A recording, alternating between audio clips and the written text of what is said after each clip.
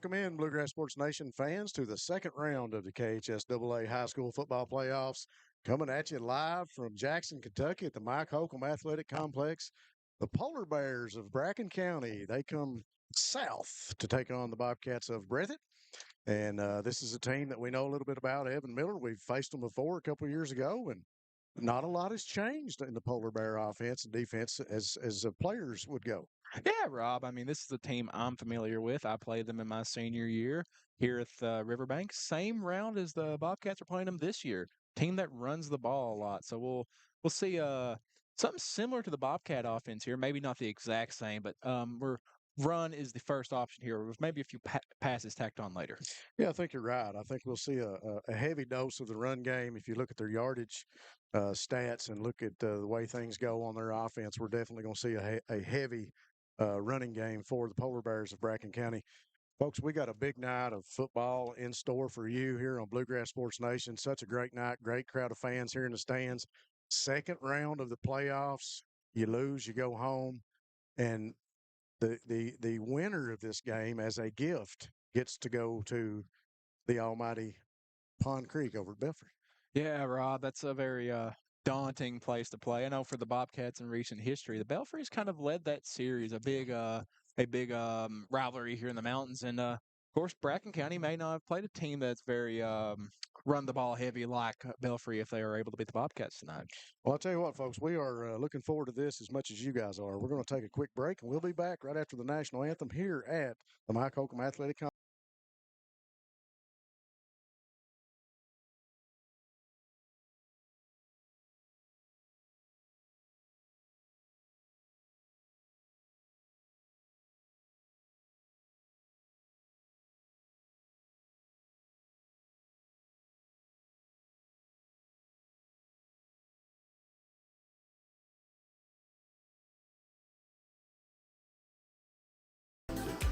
Over 100 years, Buckhorn Children and Family Services has been changing lives across Kentucky, providing compassionate care, healing, and hope to families in need. From addiction treatment to foster care, residential treatment, and more, our programs help families and individuals build strong, healthy futures. Whether it's through evidence-based treatment for children or life-changing support for adults, we're answering God's call to make a lasting impact. Join us in changing lives and restoring hope. Please visit buckhorn.org or send your support to Buckhorn Children and Family Services in Buckhorn, Kentucky. Together, we can build strong, thriving families. What keeps you going? Your love for the game? Your teammates? A victory? At ARH Orthopedics, our goal is to keep you pain-free so your body can keep going. There's no time for discomfort in your joints or ligaments caused by an injury. ARH Orthopedic providers specialize in treatment plans, from non-surgical and surgical options, so your care is entirely centered around you. Visit arh.org/ortho to find an orthopedic provider near you. ARH, more for Appalachia. Wolfe County is widely known as a rock climbing and hiking destination, but is now quickly becoming known for its great restaurants and entertainment venues. Venues like Skybridge Station, where you can see live music on the weekends or go to Tuesday night trivia. Kel's Patriot Pizza, Spanx Franks, Dixie Freeze, Beef Finca, 145 Stakeout, which has live music most weekends, The Brick, Red Point Barbecue, and Bites and Bargains. Wolfe County is naturally gorgeous, and Wolfe County Tourism invites you to stop in and try one of these great restaurants on your next visit. Come see us at Jackson Medical Clinic Family Healthcare in Jackson for all your medical needs. Now also offering behavioral healthcare services. The clinic is open 7 days a week and will have new extended hours of operation beginning on January 1st, 2024. Hours of operation will be from 7 a.m. to 8 p.m. Monday through Thursday, and 7 a.m. to 5 p.m. Saturday and Sunday. With a hometown atmosphere, come let our family take care of yours. Variety Pizza, located at 1189 Main Street in Jackson, has been family owned and operated for over 45 years, serving the community with fresh, homemade, and handcrafted pizzas, sandwiches, salads, and more. Carry out or stay and enjoy the newly renovated dining areas with private party spaces available. Stop by and see Lee and Al or call 666-5454 for Variety Pizza. Kentucky Mountain Health Alliance Incorporated, Little Flower Clinic, East Kentucky Chiropractic, and Quantum Healthcare. We want to be your medical home of the mountains, offering medical, dental, pediatrics, chiropractic, behavioral health, women's health, rheumatology, x-ray, lab, transportation, case management, sliding fee scale, and 340B drug pricing. Little Flower Clinic, 279 East Main Street, open Monday through Friday from 7 a.m. until 5 p.m., 487-9505, and Quantum Healthcare, open 7 days a week from 7 a.m. until 11 p.m., 436-0711, or visit our webpage, kymha.com.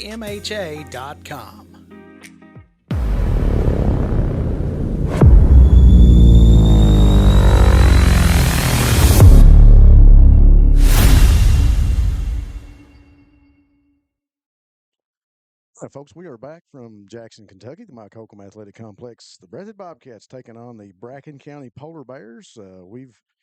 Like we mentioned in the pregame, Evan and myself, we know a little bit about this team. To be honest, I just didn't realize you were that old, young man, that it had been that many years since they had been here. But props to you for taking care of business when they were here the first time. I know we got a lot of folks tuning in from Breathitt County. We got some fans from Bracken County, too, and they'll be tuning in. And I want to make quick mention of a gentleman that does a fine job over there, Mr. Clay King.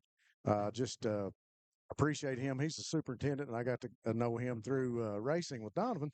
And just an excellent family, and they do a great job of what they do, and appreciate what they do with the Polar Bears and all the young people here that student athletes there in Bracken County. Yeah, Rob. I mean, you hear it all the time. Such a small world. You never know what kind of connections you're going to make. True. That's true. But now let's get to talking to some ball with some, Talk some football. key or let's get to our keys of the game, Rob.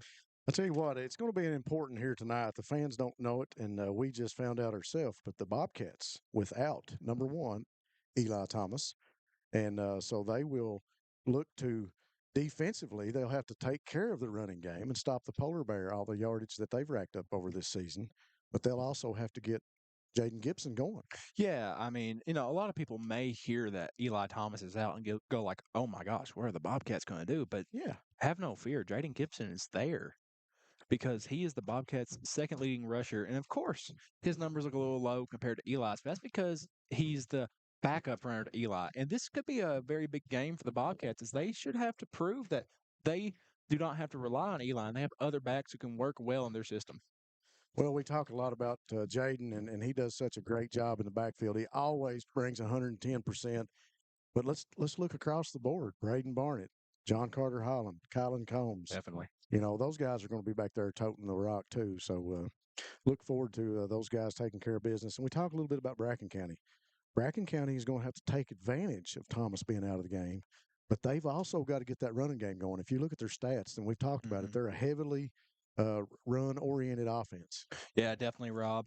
And just as long as that, they got to get their players going too. Yeah. There's been some questions about their lead back from when they were here originally, Dalton Tarter, if he's going to be playing or not. We've seen him pregame moving a little bit, but it looks like they really same situation. They have backs that can fill in. Of course, Tarter went out early this year, and Lucas McKinney has filled in well for him. Has done a very good job this year, putting up 1,000 rushing yards. So looks like they have a two-back field too. We've talked about two-back fields all year with Thomas and Gibson. So let's see how the Polar Bears get their guys going tonight as well. Well, the thing I like about the Polar Bears from Alexandria, Kentucky, you look at their stat sheet, and there's 5 guys that really tote the load, so to speak. We've talked many weeks about 1 or 2 backs or 2 offensive players or 2 guys toting the load, and the Bobcats have always been able to handle those people and shut them down and take them out of the game and win. Yeah. So tonight you're faced with a team that has 4 or 5 people that can play quarterback, they can be at running back, they're in the receiving core. So they've got a group of skill guys that can move around the field and get a lot done. Yeah, and you're also looking at a team that isn't your natural Northern Kentucky team. No. I mean, usually you look at these stat sheets from like Belfry or Beechwood, and these places from that area, and their offenses are more evenly spread or very pass heavy. The Polar Bears have 2,390 rushing yards on the year and just 746 passing yards. Yeah, that says a lot about the offense, and they'll look to get that running game going as we talk about our keys of the game, and you'll hear more about our impact players as we go through our first drives and get ready to get things going. We got about a minute and 40 seconds left here before game time. We're going to take another quick break. Evan and myself got to get a quick drink of water because I got a feeling that this is going to get real interesting fast, folks. Stay tuned on Bluegrass Sports Nation. Jackson Electric and Plumbing Supply in Jackson, Kentucky is proud to serve Breathitt, Lee, Wolfe, Morgan, Owsley, Perry, and Madison counties. Established in 1982 with over 40 years of service to those communities, Jackson Electric and Plumbing Supply can not only meet your electric and plumbing needs, but also heating and cooling, concrete and metal septic tanks, as well as your special orders. Call Scott and the gang today at 606-666-4052.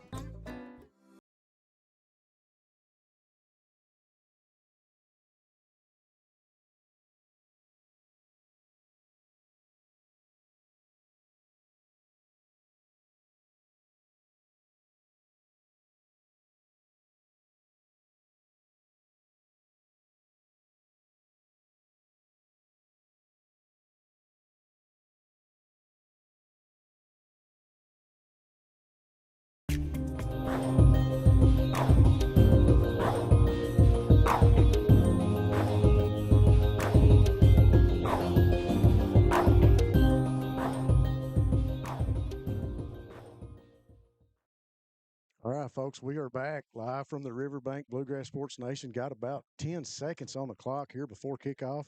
Bobcats off to our right, the Polar Bears off to our left.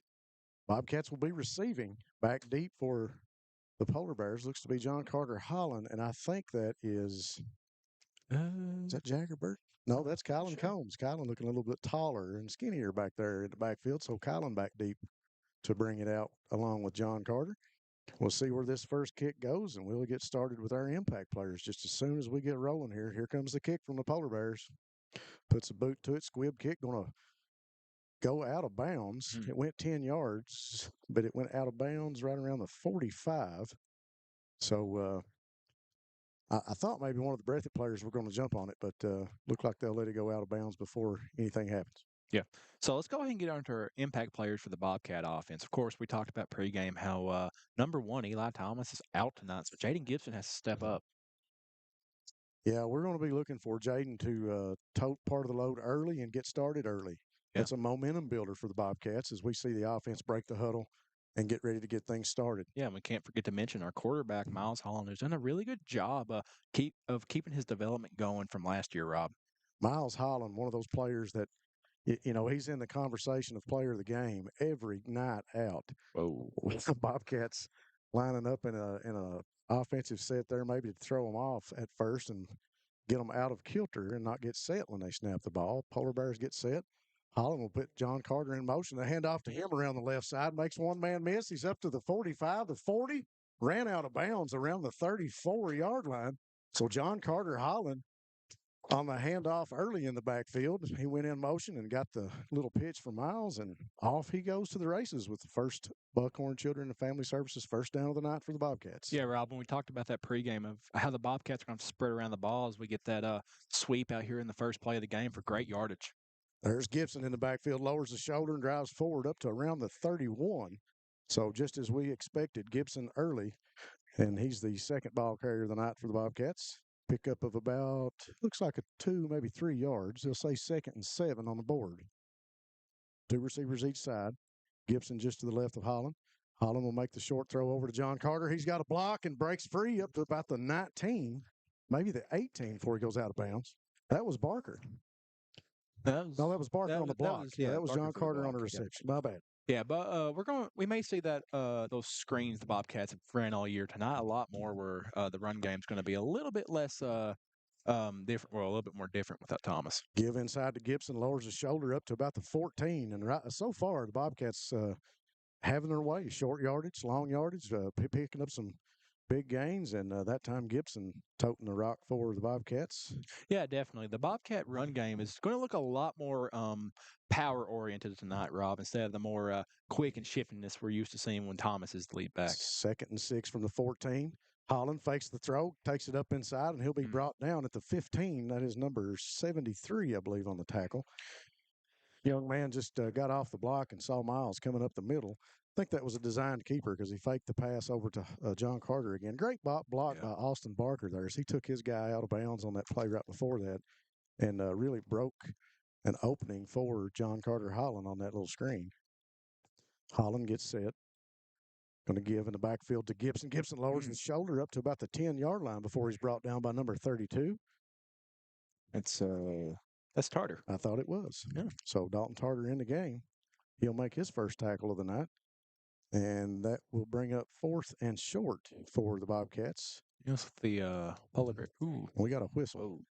So right at the snap, we got a whistle, and looks like it's going to be a timeout. So we'll take a timeout with them here on Bluegrass Sports Nation. We'll be right back. Whether you're starting out or starting over, your next chapter begins here. Enroll now for spring 2026 courses at Hazard Community and Technical College. HCTC meets you where you are with flexible online and in-person classes, short-term programs, and hands-on training for in-demand careers. When you choose HCTC, you're choosing opportunity, support, and a community that believes in you. Call 606-487-3293 to enroll today.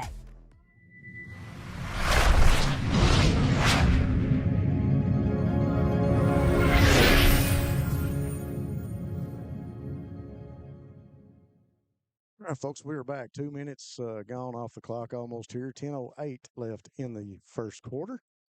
Bobcats driving deep into not only polar bear territory, but working from the red zone now from the 10-yard line. So Holland will break out of the huddle. Back in the backfield is Gibson and Barnett in the Wildcat. We got a heavy set up front for the Bobcats. Look for Gibson to take the ball and go right behind Barnett. Gets a block, springs free up to the 5, lowers the shoulder up to about the 2-yard line. So Gibson, once again, we talked about it, and so far we've been right, Evan. We knew that Jaden was going to get majority of the carries, and the young man proven the point that he needs the ball. Yeah, and Bracken there was really committed to the inside run there, running in between the tackles. Like Gibson there did a very good job taking the snap and hitting the outside, Rob. Gibson again takes the snap, got a block from Barnett up front. Into the end zone is Jaden Gibson with 9:51 on the clock. Bobcats strike first. Gibson with the ball into the end zone for the Wildcat offensive set. Yeah, Rob, we've seen that all year from the Bobcats in this Wildcat set. How effective it is at the goal line area, and just in the red zone in general. I'm pretty sure the Bobcats probably could have gotten in that around the 20 and scored a touchdown in about 4 or 5 plays. They looked very dominant this first drive. What I like about it, the offensive line had the blocking handled. Barnett could come around the corner and kind of take a pick of who he needed to get out of the way for Gibson that time.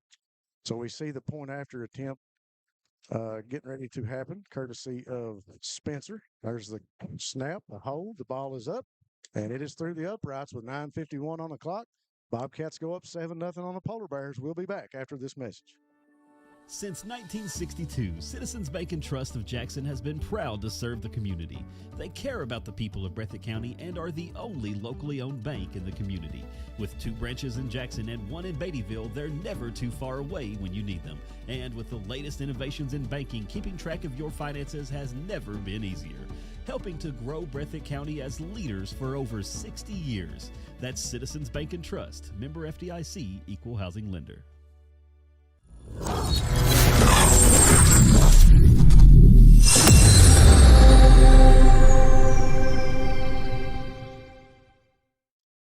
All right, folks, we are back, 9:51 on the clock.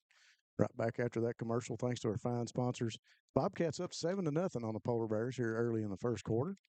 As we spoke about it early on, we saw John Carter with a nice screen pass up the field, but the majority of the plays came on the ground for the Bobcats. Here's the kick by Spencer.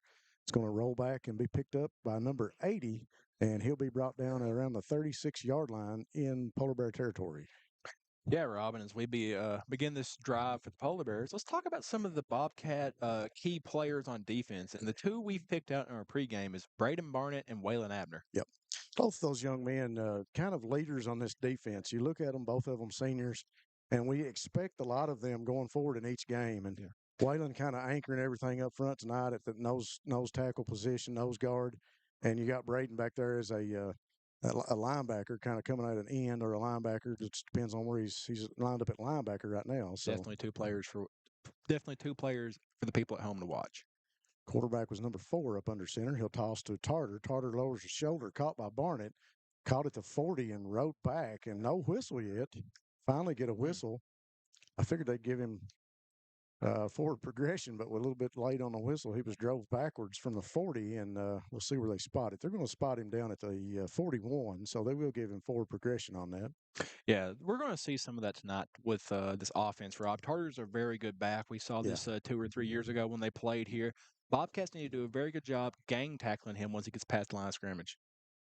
Yes, you're exactly right. It's going to take somebody to stand him up and somebody to come in and clean up the tackle. No, my bad. Give in the backfield to Tarter, right up the middle. Barnett there again to catch him and make a tackle, assisted up front by Kylan Combs getting in on the tackle, and also by Carson Miller and Waylon Abner. Yeah, Bobcats have looked very good on run D this year, but this is going to be a very big challenge for them here, Rob. Like we said, Tartars are very good back, and the Polar Bears also have a strong back in McKinney whenever they feel like they need to give Tartar a break. 8:38 on the clock. Polar Bears come out, one wide receiver each side for them. Look like almost a double tight end set.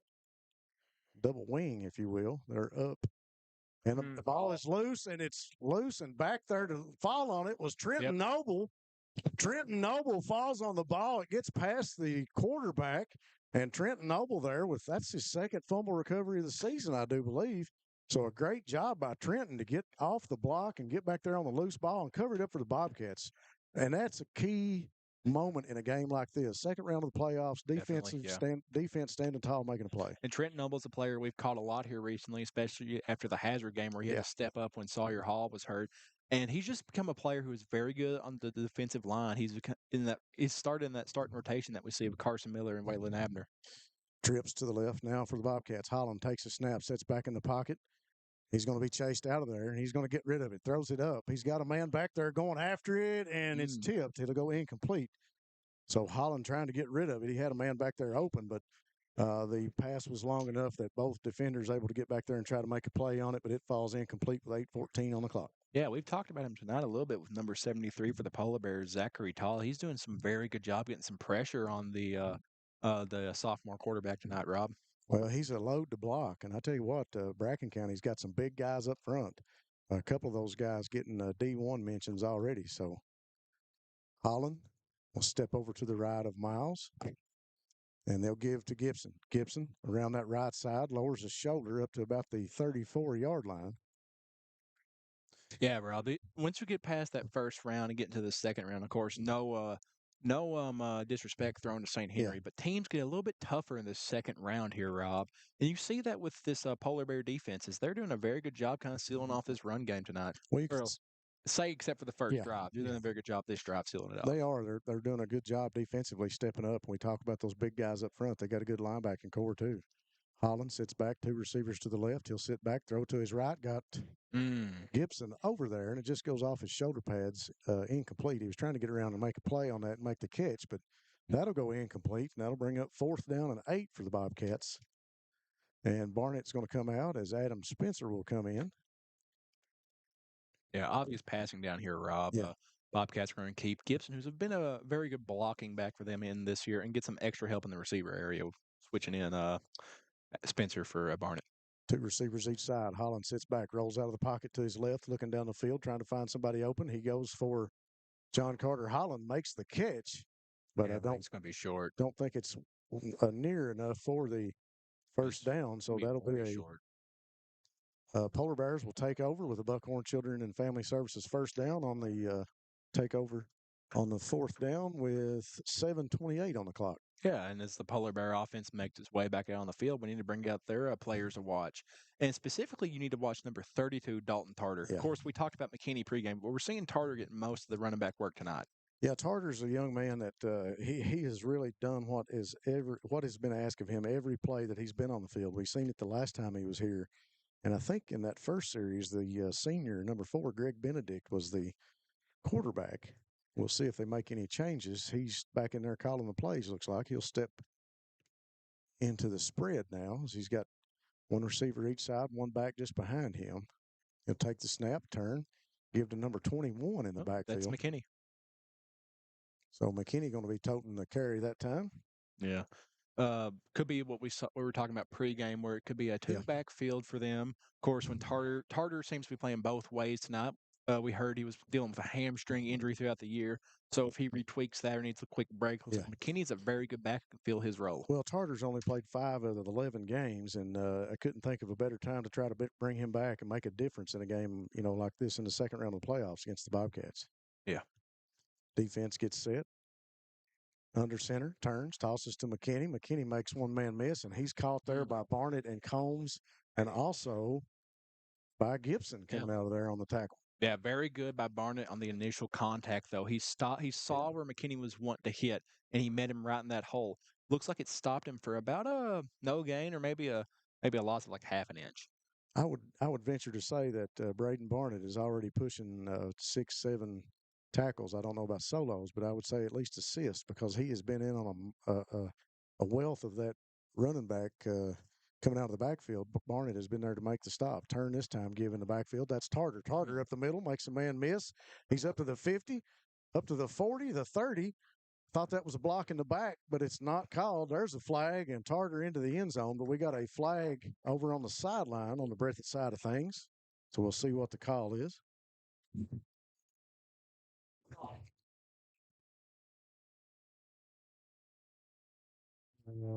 Blocking the back. Yeah, blocking the back. I thought it was. It looked like somebody really got into.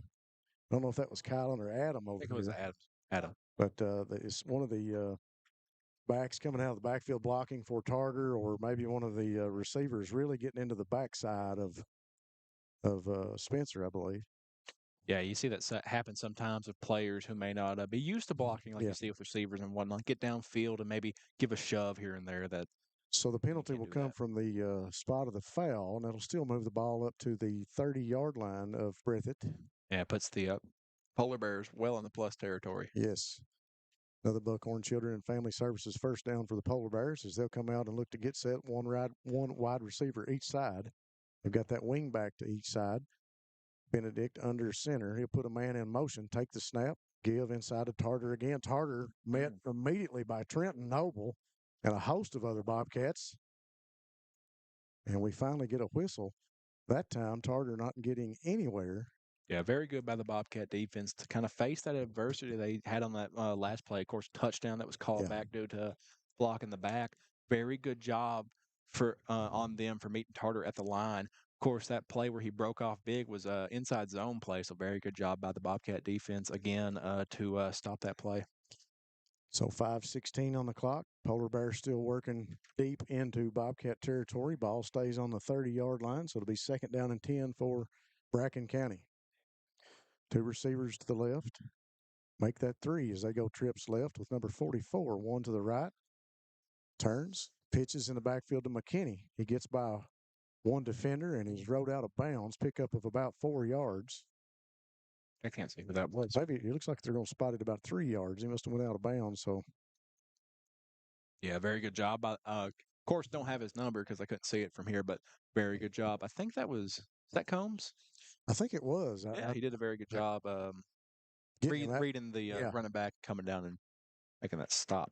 Well, you force that running back to the sideline as a defender out there in open space, and our producer can talk about that too. Darren knows about using the sideline as a defensive player. That's your 12th man. Push that running back over there and get him out of bounds. Snap in the backfield, and it's going to be a keeper, and he's going to be probably tackled for a loss. I don't think he might have gained a yard. Maybe. Depends on the spot. They're going to sit it down about the 33. Not much of a gain if there is one. Yeah, not much. Interesting play call. Looked like it could have been an option play, but then looks like Tarter abandoned the option and tried to throw a block. So may have been a design QB run. Looked like it was. 4:26 on the clock. Bobcats still up 7-0. It'll be 4th down and 6. Polar Bears trying to make a 4th down conversion. 1 wide receiver each side, 1 wing back each side. Give to Tarter. Tarter inside, met by Gibson, and he makes the first initial stop, and the defense there to take him down. But we got a flag. I think I was worried about that early with the late whistle coming. Maybe I'm not hearing the whistle, but you let the defense swarm a ball carrier like that, and it's just asking for personal foul call, someone coming in to make a tackle, but they're going to make a face mask call against the Bobcats. So that penalty will give the Polar Bears a Buckhorn Children and Family Services first down.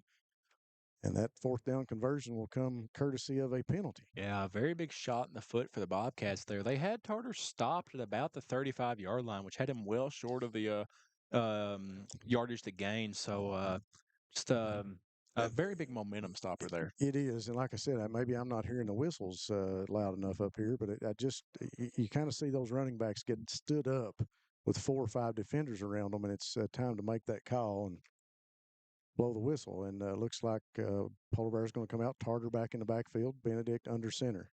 One receiver each side. Turns, give to Tartar. Tartar met by Barnett. Barnett makes the tackle. Pickup of about 1, maybe 2 yards. Yeah, very good job by a good job by Barnett there to stop Tartar right about the line of scrimmage. And Braden Barnett's been doing that all year, where most of his tackles come off assist, where he's a good cleanup guy, or he holds the guy up well enough for someone else to come clean up the tackle. And we've talked about the defensive play of Barnett, and that's why he's one of our impact players. And we've called his name a lot here in the first quarter. So definitely doing what he needs from that linebacker position. One wide receiver each side for the Polar Bears. Tartar in the backfield takes the pitch from Benedict. And he is met. Now he stood up. Here he goes again. He's driving forward. They'll get him down after he falls forward up to about the 4, maybe the 3-yard line. We'll see where they spot him at. Looked like he was tackled around the 5, maybe the 6, but he's able to stay on his feet.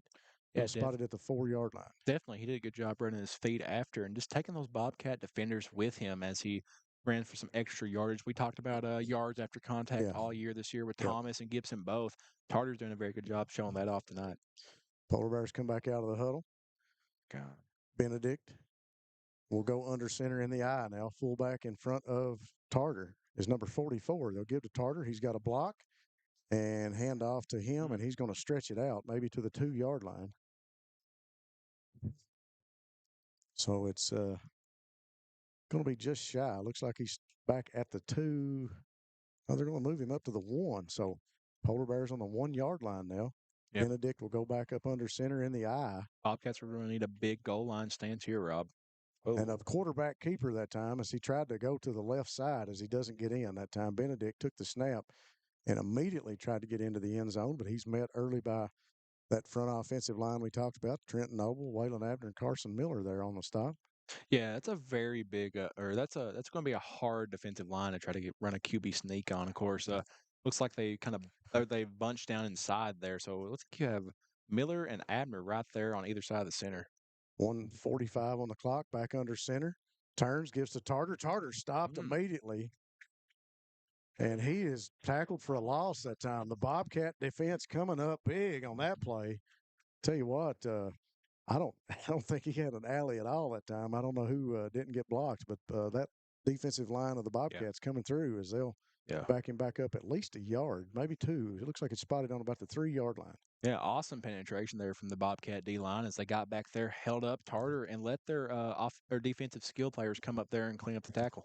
So Benedict will come in to call the play. McKinney comes in, number 21. He'll be in the backfield. I think Tartar might have went out. I believe he did. Yeah, he looked a little slow to get up there, Rob. Yeah. So 3rd and goal. And they're going to make a quick throw into the end zone, and it is complete. So a little short pass into the end zone for the Polar Bears is good with 56 seconds on the clock. They'll score on the short pass. So that time, that was number 80. That is Noah Bachman, senior, just getting off that short block. I think he came off something like a pass 158 or 159. He threw a little bit of a block, went right onto the inside of the end zone, and a short pass is good for the score. Yeah, Bobcats may not have been expecting a pass there, Rob. As we've talked about, the Polar Bears are a very run-heavy team, so looks like they took advantage of that. Snap. Ball is up through the uprights and good. So 56 seconds on the clock in the first quarter. Bracken County ties it up 7-7. We'll be back after this message. Since 1962, Citizens Bank and Trust of Jackson has been proud to serve the community. They care about the people of Breathitt County and are the only locally owned bank in the community. With 2 branches in Jackson and 1 in Beattyville, they're never too far away when you need them. And with the latest innovations in banking, keeping track of your finances has never been easier. helping to grow Breathitt County as leaders for over 60 years. That's Citizens Bank and Trust, member FDIC, equal housing lender.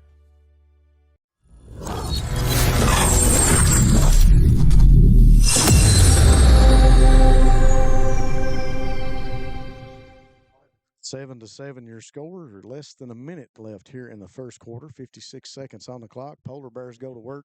Come down the field using Tarter in the backfield mainly, and maybe catch the Bobcats, like you said, looking for the run inside. They went for a quarterback keeper, no good. They went for some inside yards with Tarter, and they tackled for a loss. And that time they find Bachman in the end zone with just a short pass, and that'll tie the score up after the point after 7 to 7.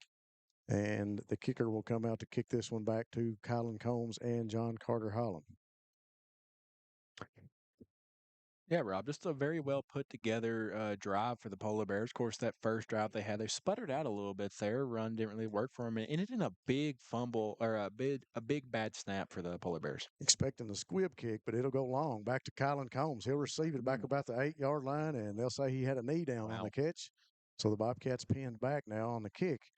I think it got, they're going to mark it. About the 6. To 7, maybe the 6. Looks like it's a 7-yard line. Yeah. Yep, 7-yard line. So Kylan doing the best he could. He lost a little bit of footing there in the grass.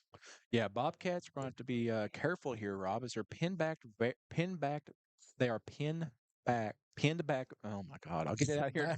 I'll get it out here in a second. Back to the end zone. Let's just talk about the Polar Bears defensive key players, and the one to mention is number 62, Jackson Witten, the quarterback that played against us 2 years ago. But he's a defensive lineman with 87 total tackles, 45 tackles for a loss, and 8 sacks. Holland takes the snap, gives to John Carter in the backfield at the 5, ran out of bounds at the 10. So John Carter able to give the Bobcats a little breathing room after the handoff. They mark it about 2 yards out of that. They'll mark it at the 10, so pickup of 2, maybe 3. 3 yards. Bobcats with one receiver, 2 receivers each side. Now, Bobcats are going to have to dial something up here, Rob. Of course, being pinned back is never good, especially this close to your own end zone. Gibson steps over to the right. Holland sits back after the snap, looks down the field. Chased out of the pocket. He's going to keep it at the 10, the 15, up to the, looks like the 17-yard line. Tackled out of bounds, stays on his feet, so Miles able to get a little bit more breathing room with 14 seconds on the clock. Yeah, very good job by Miles there to pick up on the pressure that was coming toward his right and just tuck the ball and be able to get some good yardage for the Bobcats. Brings up a 3rd and manageable for them here, Rob. That's going to be a first down. They're going to move the chain, so that's a Buckhorn Children's and Services, Family and Children's Services first down. Holland in the backfield, going to give to Gibson. Gibson will break it up to about the 22-yard line. So they'll say he's down 4 seconds. I think that's going to let the clock run out on the first quarter. 7 to 7 your score here in the second round from the Bobcats and the Polar Bears. We'll be back after this message. Hi, I'm attorney David Johnson. You may recognize me from some of our other ads, but injuries from an auto accident are no joking matter. With over 25 years of experience, our offices have the resources and expertise to go head-to-head with big insurance. While most of our cases get resolved without going to court, trust me, they know if the attorney you choose will take it this far. Either way, our clients get paid. So for all your legal needs, get the pros on your side.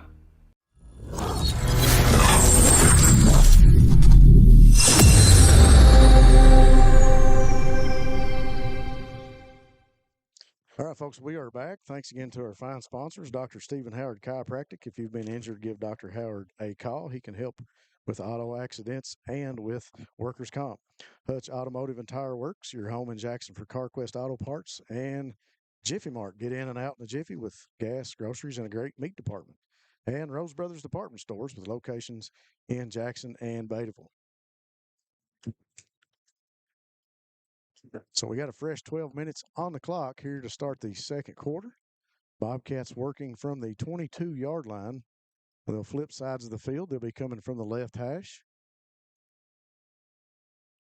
Yeah, Rob, a good first quarter from both teams. The level of football being played here is very nice.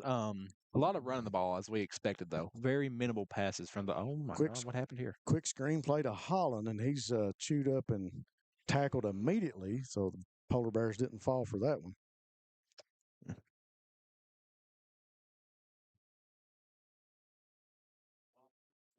We did.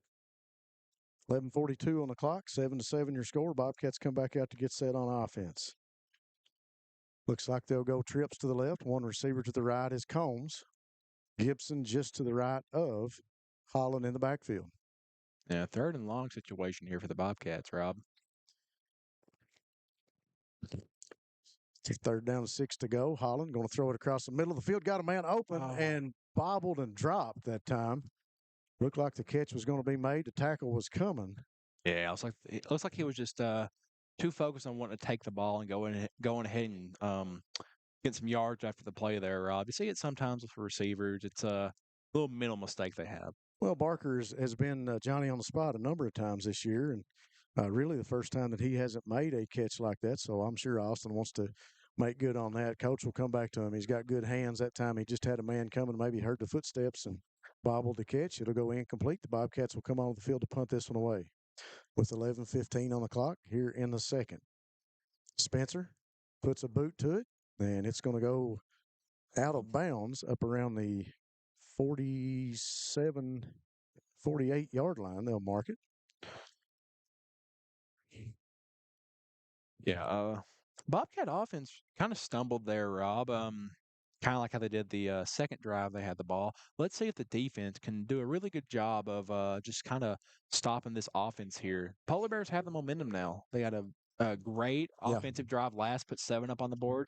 Let's see if the Bobcats kind of rally and stop them. And we've made the comment before that it's much like a heavyweight champion boxing match, and both of these clubs taking some big hits early in the first quarter. 7-7 your score, and we'll see who comes up to get the A+ rating in the second quarter.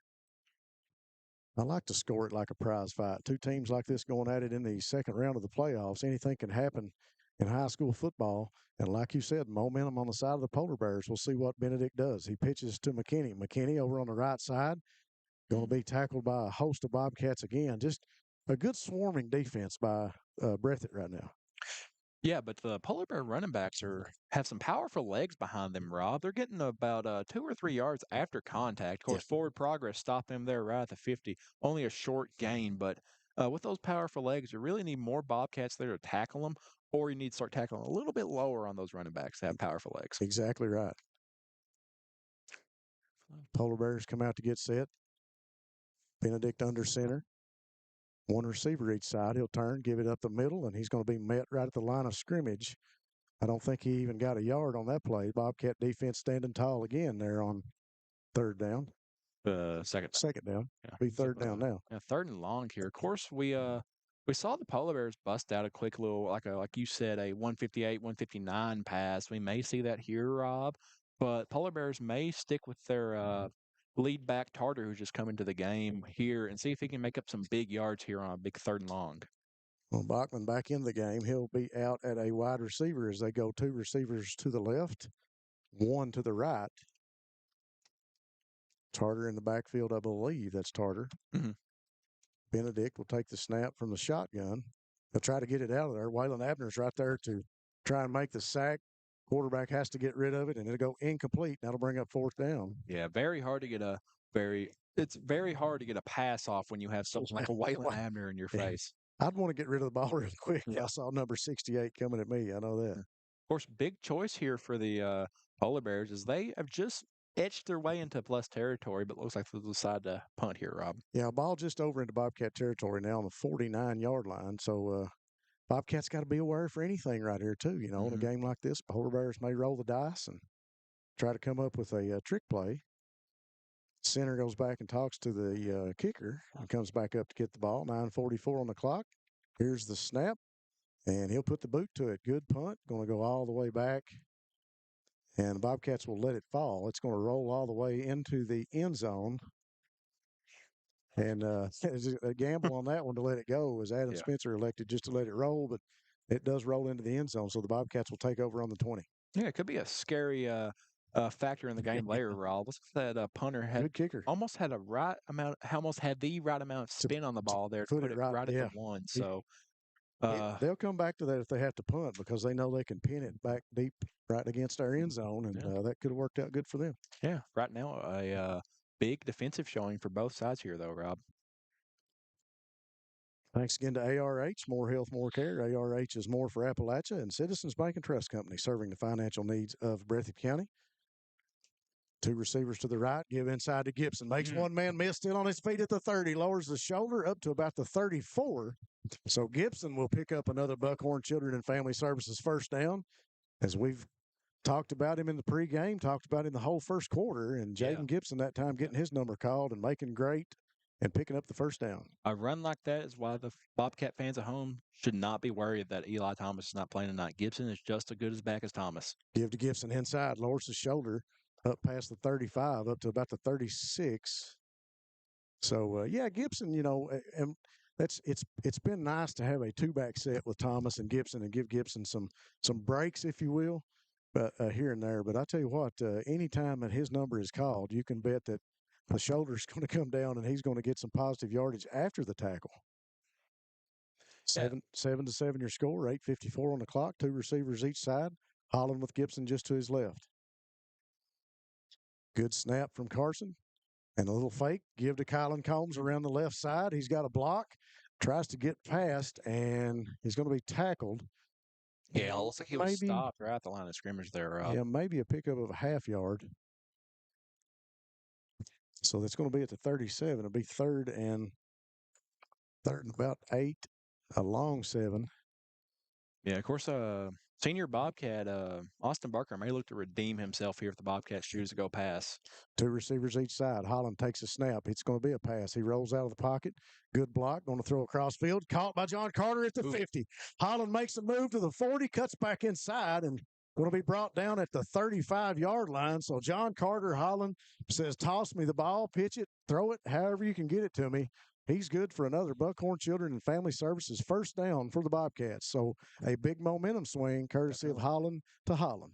Yeah, I mean, I feel like we're going to see a lot more of John Carter Holland tonight, especially with Eli being out. He's just a very versatile weapon for the Bobcat. Receivers bunch right. Fakes the screen. Going to go long down the field and intended for Adam Spencer, knocked down by a defender. Incomplete on 1st and 10 with 7:50 on the clock. So Coach Moore wanting to go for the end zone and had a guy there, but the defender's able to get there just in time to tap that one away. Yeah, some defenses may be looking for that now, Rob. We've seen that quick screen into the quick screen into the long pass a lot from the Bobcats this year. Barnett in as the blocking back. He'll lay the shoulder down for Gibson. Gibson makes the carry. He'll roll forward up to about the 27, maybe the 28. See where they spot this one at. So it'll be third and manageable with about, looks like 3 yards to go. Yeah, Bobcats have showed some trickiness on third and manageable sometimes, though, Rob. Let's see what they do here. Give to Gibson. Inside, makes a move, and he'll pick up the first down and more. Jaden Gibson gets tripped up. If it hadn't been for that one, he might have been on his way to the end zone. Don't need to do anything tricky when you have old reliable. Yeah, that's true. I tell you what, we're like you say, we're definitely giving the flowers to Gibson tonight, but he is packing the load for the Bobcats as he gets the ball again. No, Holland going to keep it. Up to the 15, the 10, still on his feet, rolls up to about the 6-yard line. So Miles Holland fakes to Gibson in the backfield, goes to his right, and the Bobcats, they will move the chains, and it'll be first and goal for the Bobcats on another Buckhorn Children's and Family Services first down. Looks like it's on the 11. So, no, it's on the 6. My bad. Gibson that time lowers the shoulder again, up inside, maybe up to about the 3. Yeah, you see that. Speaking on that last play, because the Bobcats were so quick to the line, we didn't really get to analyze. That's what those big runs by Gibson sets up, is that quick little option play by Holland is to give it to Gibson again. Gibson tackled immediately on the handoff. Yeah. Of course, Bobcats had some great success getting down here to where they are at now, Rob. But they may see a little trouble. This defensive line for the Polar Bears is very big. As it looks like now the Bobcats have elected to bring in a heavier set to try to combat that. Yeah, you look for him to go heavy down here close to the end zone. I was looking for number 44 on the roster. I don't see him on my roster, but that young man was in on the tackle along with number 73 up front for the Polar Bears. Yeah, 73, who is Zachary Tall. We spoke about him tonight, and he's someone who's brought some pressure for the pressure against the Bobcat offensive line, some pass plays. Sawyer Hall and Waylon Abner go in motion to the right. Block by Barnett. Gibson on his feet, trying to push into the end zone, spins, and he's in for the score. 5:47 on the clock here in the second quarter. Bobcats tack on another 6 points, courtesy of Jaden Gibson. Yeah, folks, as we said in our pregame, Bobcats really had to get him going to replace the hole that Eli Thomas has left. And Jaden Gibson is really just looking at all the fans who may have said, "Oh no, what are we going to do without Thomas?" and saying, "Don't worry, guys. Yeah. I've got it. I've got it. Give me the ball." Just an exceptional job by Braden Barnett, Jaden Gibson, John Carter Holland, Miles Holland. I tell you what, everybody getting in on the action here tonight. And I tell you what, the Bobcats, like you said, not really missing a beat thus far without Eli. Yeah, run game looks good so far with Gibson as the lead back tonight. Point after attempt is in the air, and it looks to be through the uprights, and it is good. That'll make it 14-7 with 5:47 on the clock. We'll be back on Bluegrass Sports Nation. Go Time is a locally owned and operated convenience store that has all your wants and needs in one stop. We have everything from quick snacks and cool drinks, a full-service deli, fresh coffee bar, soft-serve ice cream, and milkshakes. Also, make sure to check out our Little Caesars pizzas. Go Time, where the customer always comes first. Refuel your tank, refill your cup, and refresh your taste buds all in one stop at Go Time.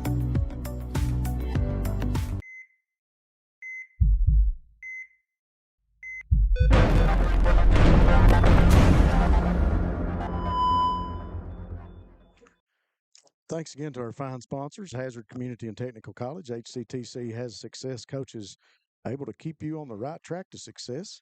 Jackson Electric and Plumbing Supply. Stop by and see Scott for all your electrical, plumbing, appliance, and septic needs. And Jackson Medical Clinic.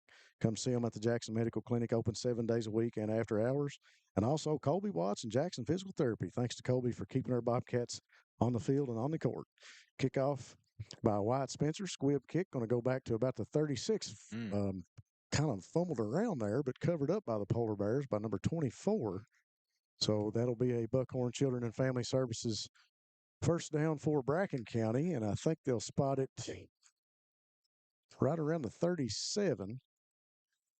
And it'll be on the right hash as the Polar Bears come out and get into the huddle to try to start this offensive series and see what they've got on this Buckhorn Children and Family Services first down. Yeah, Polar Bears are going to want to try to gain some momentum here, Rob, that they lost after that punt, and the Bobcats regained a lot of their momentum on that touchdown. Let's see if the Polar Bears can get Tarter going again and McKinney. Yeah. See if they can regain some of that momentum they had before the Bobcats scored that second touchdown. Bracken County comes out in the same set, one wide receiver each side of the field, 2 H-backs or wing backs. This time, Tarter going to take the direct snap, look to McKinney for a block, and Tarter is met, but he's still on his feet, driving forward, forced out of bounds. But after he picks up the Buckhorn Children and Family Services first down, so a gain of about 11 yards by Tarter on the direct snap. Yeah, Tarter is a very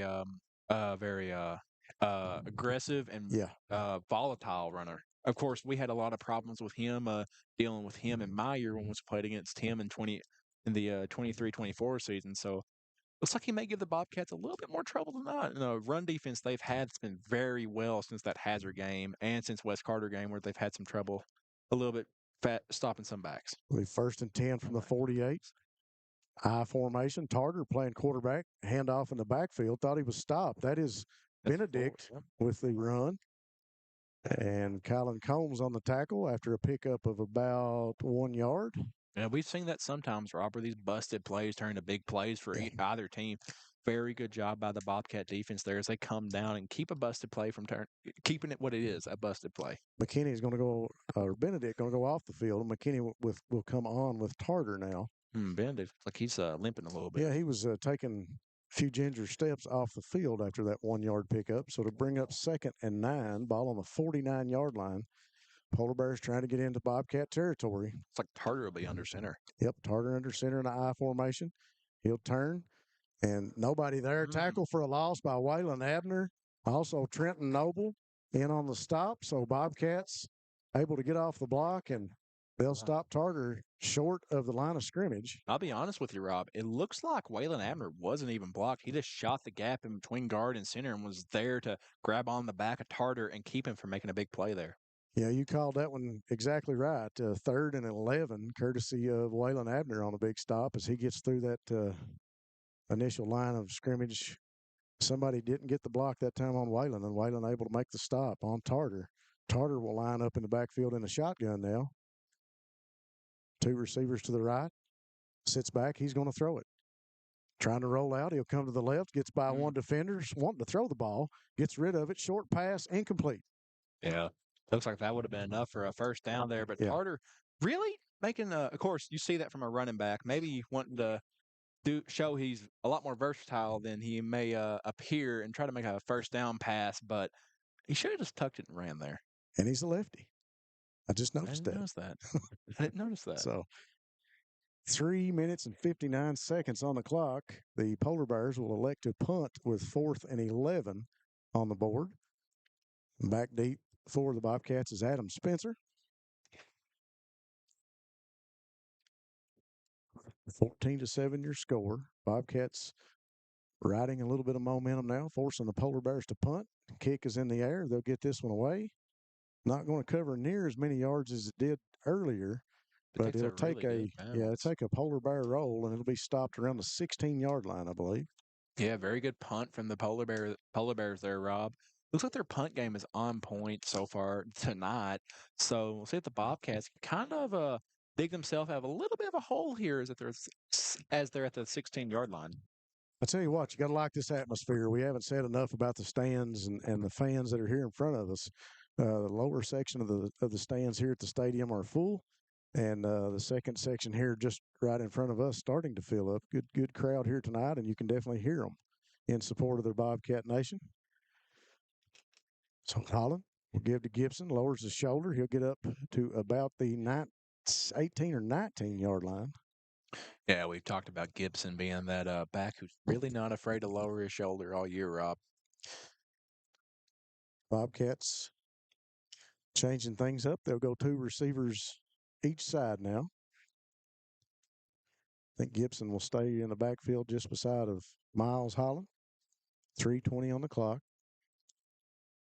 Here's the snap. Holland sits back, looks to throw in the pocket. Chased out of the pocket. He'll come over to his right, trying to find somebody. He gets rid of it, and it's caught by Austin Barker up at the 40. Makes one man miss, still on his feet, trying to get free, and he's not down yet. So Austin Barker says, Coach, give me the ball one more time. Let me make good on that drop pass early. And he does just that with the Buckhorn Children's and Family Services first down. Big pickup of yards in the air. Just to praise Barker a little bit more, great job on the scramble drill, being able to find a wide open hole and having enough space to be able to field that ball that Miles threw on the run. Yeah, Miles had to get it out of there, and he had Barker open. He was just trying to find an alley where he could make the pass, and Bobcats showing 2 receivers each side now, 2 stacked over to her right.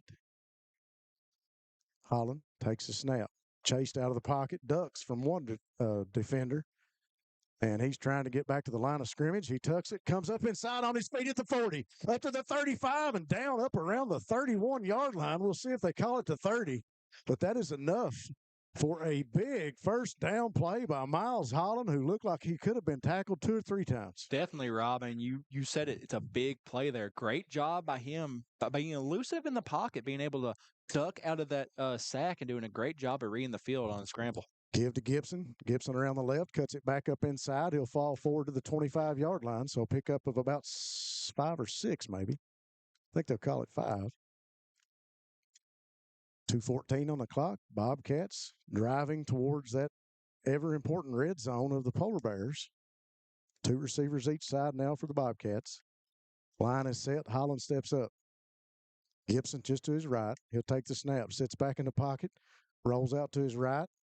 He's going to tuck it again. He puts it down, and here he goes. He's loose at the 15, up to the 10, still on his feet. Wow. Finally brought down around the 7-yard line. So Miles Holland once again If he doesn't like what he sees, he just tucks it and runs. And that time, Holland showing us his legs again. Yeah, and we saw that a lot against Russell, where if his first or second option wasn't open and he really wanted to get out there, he just go ahead and tuck the ball. Looks like the Polar Bears have taken a timeout here. We'll take it with them. SEC Auto Sales, located at 1557 Highway 15 South in Jackson, is the fastest growing pre-owned dealership in the area. Whether you're looking for a used or new-to-you vehicle, SEC has you covered. Think you can't get finance? Well, think again. They have the best interest rates available, serving all of Eastern Kentucky. Let them show you an easy buying experience. Come on down and see Jeff, Dwayne, and the rest of the gang. Call 606-272-6888 or visit them online at secautosales.com.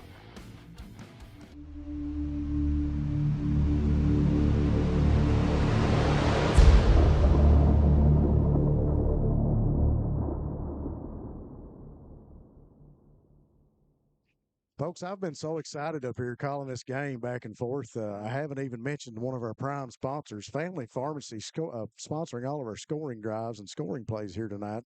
Thanks to them for sponsoring the Bobcats all season. Family Pharmacy, always proud supporters of the Bobcats. Bobcats coming out now. Looks like two receivers to the right, one to the left. Gibson in the backfield. Barnett at an H-back up in front of Holland, just to the left. Holland takes a snap, gives to Gibson. Gibson cuts it back off the block from Barnett, lowers his shoulder, falls forward to the 1 yard line. So that time again, Jaden Gibson says thanks for the block up front, and thanks to Braden Barnett for another crucial block. Yeah, that counter play is really killing the Polar Bears right now. The Bobcats are getting awesome blocks on this play. You got to love that old bread and butter, the trap. And this time Holland keeps it into the end zone. Miles Holland spins. And he is across the line for another score. 1:23 on the clock here in a second. Rob, I think we mentioned it pregame about how this Bobcat offense really has something to prove tonight without Eli Thomas. They have to prove their rushing game is effective without him and that they're not just relying on him to run this offense. Right. And so far, they are doing that. 3 rushing touchdowns and a whole bunt. I can't think of a word, but a whole lot of yards. As a defensive coordinator, how worried are you looking at this Bobcat team going forward in the playoffs, knowing that Eli Thomas is not on the field and the Bobcats are rolling right now? 20-7 the score. Point after team is on the field. Wyatt Spencer puts the boot to it. It's up. It's through the uprights. It's good. And that'll make your score 21-7 as we roll into the end of the second quarter.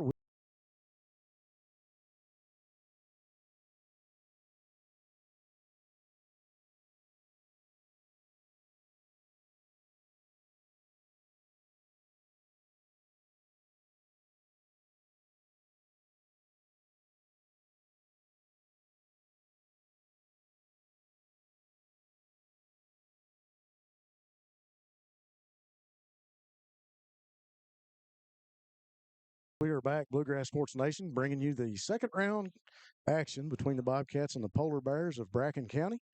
Two teams going at it here back and forth. Bobcats able to go up 2 scores right now, 21-7, 1:23 on the clock before the half. I tell you what, Miles Holland really showing his speed and showing his agility as he's able to get up the field that time and pick up some big first downs for the Bobcats, and he punches it in the end zone. Definitely, for Rob. the score. Definitely, Rob. It shows how versatile this Bobcat offense is, especially without one of their key players in Eli Thomas. It shows that their quarterback's mobile, so that opens up another whole page of the playbook and whatnot. Wyatt Spencer's squib kick going to be covered up at the 34-yard line at midfield by Bracken County. I know we always give, as you say, I would say, give the flowers to the special teams, but Wyatt Spencer's done a very good job developing that squib kick. I mean, usually you would get a little worried if you saw that. Those second-level guys aren't just known for blocking. They're known for having a little bit of speed so they could pick it up and run it, but he does a very good job getting it out there where they have to break down and get down on the ball. And if you catch one of those guys on the front line not paying attention and that ball goes off of them, it's a live ball for the Bobcats. So Bracken County into the huddle. Polar Bears will come out. We'll see who they line up with quarterback this time. Benedict back in there. Yeah. Looks like he'll walk up as quarterback. Polar Bears showing 2 receivers to the right, 1 to the left. Actually, the one to the left is an H-back or a wing. Benedict sits back, going to be flushed out of the pocket. He throws, it's tipped, and it's incomplete. Yeah, looks like Barnett got a hand in on there. Very good a good heads up play from Barnett there, just seeing that he may try to throw out the sack, and good job by him to get the hand up. I tell you what, Braden Barnett could knock it down and catch it and go to the end zone with one like that. Very dangerous throw by the Polar Bears. Could have been a similar play to what we saw against was it Jackson County? I think so. Yeah. Where he kind of stripped the return man on the kickoff and ran it in for a touchdown. 2 receivers again to the right for the Polar Bears, 2 to the left. Benedict takes the snap. Tarter going out short, but he'll throw over to McKinney, I believe. McKinney will pick up the first down. No, that's not McKinney. That's number 23. That is Andrew Kirk, who is the leading receiver for the Polar Bears. Yeah, Polar Bears are looking more to pass now. Of course, they're down 2 possessions with a minute 12 left, so they're definitely going to go more towards a passing script for the rest of this quarter, Rob. Quick snap that time by the Polar Bears, and he's going to be tackled in the back. The ball is loose. Jagger Burton makes the tackle, knocks the ball loose, and picks it up. The Bobcats with a defensive takeaway late here in the first half. So Jagger Burton, we have called his name and number many times this season. Burton into the backfield, makes the tackle, breaks the ball loose from the quarterback, scoops it up, and picks up some positive yards going the opposite direction for the Bobcats. Yeah, he's a player we have absolutely sung the praises of over this season, Rob. He's developed very well, and he did a great job on that blitz getting back there to Benedict and making him fumble on the sack. And also, good job by him to pick up the ball and put the Bobcats in good range to be able to score. Of course, as we know throughout the season, the Bobcats can score quick when they want to. How many times have we talked about discipline on defense? And here we are with a takeaway. The Bobcats looking to get into red zone territory late with less than a minute to go in the first half. Holland, he's going to try to throw it short. He's got Barker. Touchdown. Barker up to the end zone, and he's in. Wow. You said it. Score quick. And the Bobcats do it with just 49 seconds left in the first half. Yep. And Austin Barker does a very good job. He's done it all year of being able to find a way to get open in those middle routes, kind of like what we saw there. I'm not sure what their route originally was. Could have been like a quick out or quick up then in and whatnot. But he did a great job running the route, finding a zone open and taking that ball and just kind of jogging in for a touchdown. Yeah, he saw the guy coming, but he knew he had some green grass, and he's able to go into the end zone for the Bobcats. 49 seconds. Bobcats go up 27-7. Ball on the block, and the kick is up, and it is good. That'll make your score 28-7. Bobcats. We'll be back here on Bluegrass Sports Nation. For over 100 years, Buckhorn Children and Family Services has been changing lives across Kentucky, providing compassionate care, healing, and hope to families in need. From addiction treatment to foster care, residential treatment, and more, our programs help families and individuals build strong, healthy futures. Whether it's through evidence-based treatment for children or life-changing support for adults, we're answering God's call to make a lasting impact. Join us in changing lives and restoring hope. Please visit buckhorn.org or send your support to Buckhorn Children and Family Services in Buckhorn, Kentucky. Together, we can build strong, thriving families. All right, folks, we are back. Bluegrass Sports Nation, 49 seconds on the clock. The Bobcats waste no time. Use about 5 or 6 seconds to put that one in the end zone. 28-7, your score. The Polar Bears looking for an answer. Defensively, the Bobcats playing one of the best defensive first halves we've seen. Yeah, Rob, playing very well. That last offensive drive, the only thing you can do is nitpick there. Yeah. And what you can nitpick is say, they could have killed a little bit more time, but who cares when you can score that quick and put up a 3-possession lead? Wyatt Spencer going to kick it back about the 20, takes a nice roll back to the 10. And it's live. The ball is live, and the Bobcats have covered it at the 10-yard line. Yeah, it looks like the return man may have misjudged the bounce of the ball. He may have thought it was going to bounce out of bounds, but it just stopped on a dime right there on about the 11-yard line or about the 9-yard line of the Polar Bears. The 11. Yeah, about the 11-yard line. Bobcat return team or coverage team doing a very good job getting down there and picking up that ball. Bobcats have another chance to score here. We talk about defense. Give the flowers to the special teams as the ball touches McKinney on the 11-yard line and lays down and covered up by the Bobcats. Offense back on the field going to work. 2 receivers each side. Holland sits back, got a man open.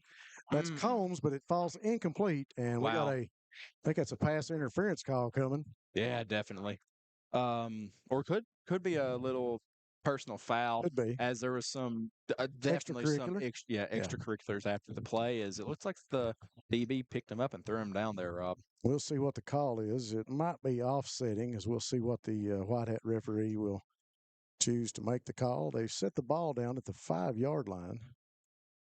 And waiting on the white hat. And personal foul. On the Polar Bears. Pass interference? Yeah, that's a pass interference call. I got you. So that's the only call coming. Ball going to be sitting just shy of the 5-yard line. Yeah. So after the pass interference call, Bobcats will line up with 46 seconds on the clock. 2 receivers each side for Holland. He's got Gibson in the backfield beside of him, just to the right. Holland waiting on the snap. He'll take it. Designed keeper. Up inside, cuts back to his left, on his feet, and into the end zone. Wow. 31 seconds on the clock. The Bobcats waste no time. Opportunistic on the takeaway, and they punch it in for another score, and they go up 34-7. Yeah. Any worries you may have had in that first quarter where the offense was stumbling a little bit, the defense had some mistakes here and there, those are kind of melting away. This Polar Bear team is not bad by any stretch of the imagination. 2,000 rushing yards all year. From what we've seen on the stat sheet, very good defensively. The Bobcats are doing whatever they want at will tonight, though, Rob. So just to compare the two on the stats, Bobcats in at number 9 in Class 2A. The point after is up, and it is good. And the Polar Bears at number 14 in 2A. So, folks, we'll take a quick break. We got 31 seconds left here. A very exciting first half. We'll be back. Since 1962, Citizens Bank and Trust of Jackson has been proud to serve the community. They care about the people of Breathitt County and are the only locally owned bank in the community. With 2 branches in Jackson and 1 in Beattyville, they're never too far away when you need them. And with the latest innovations in banking, keeping track of your finances has never been easier.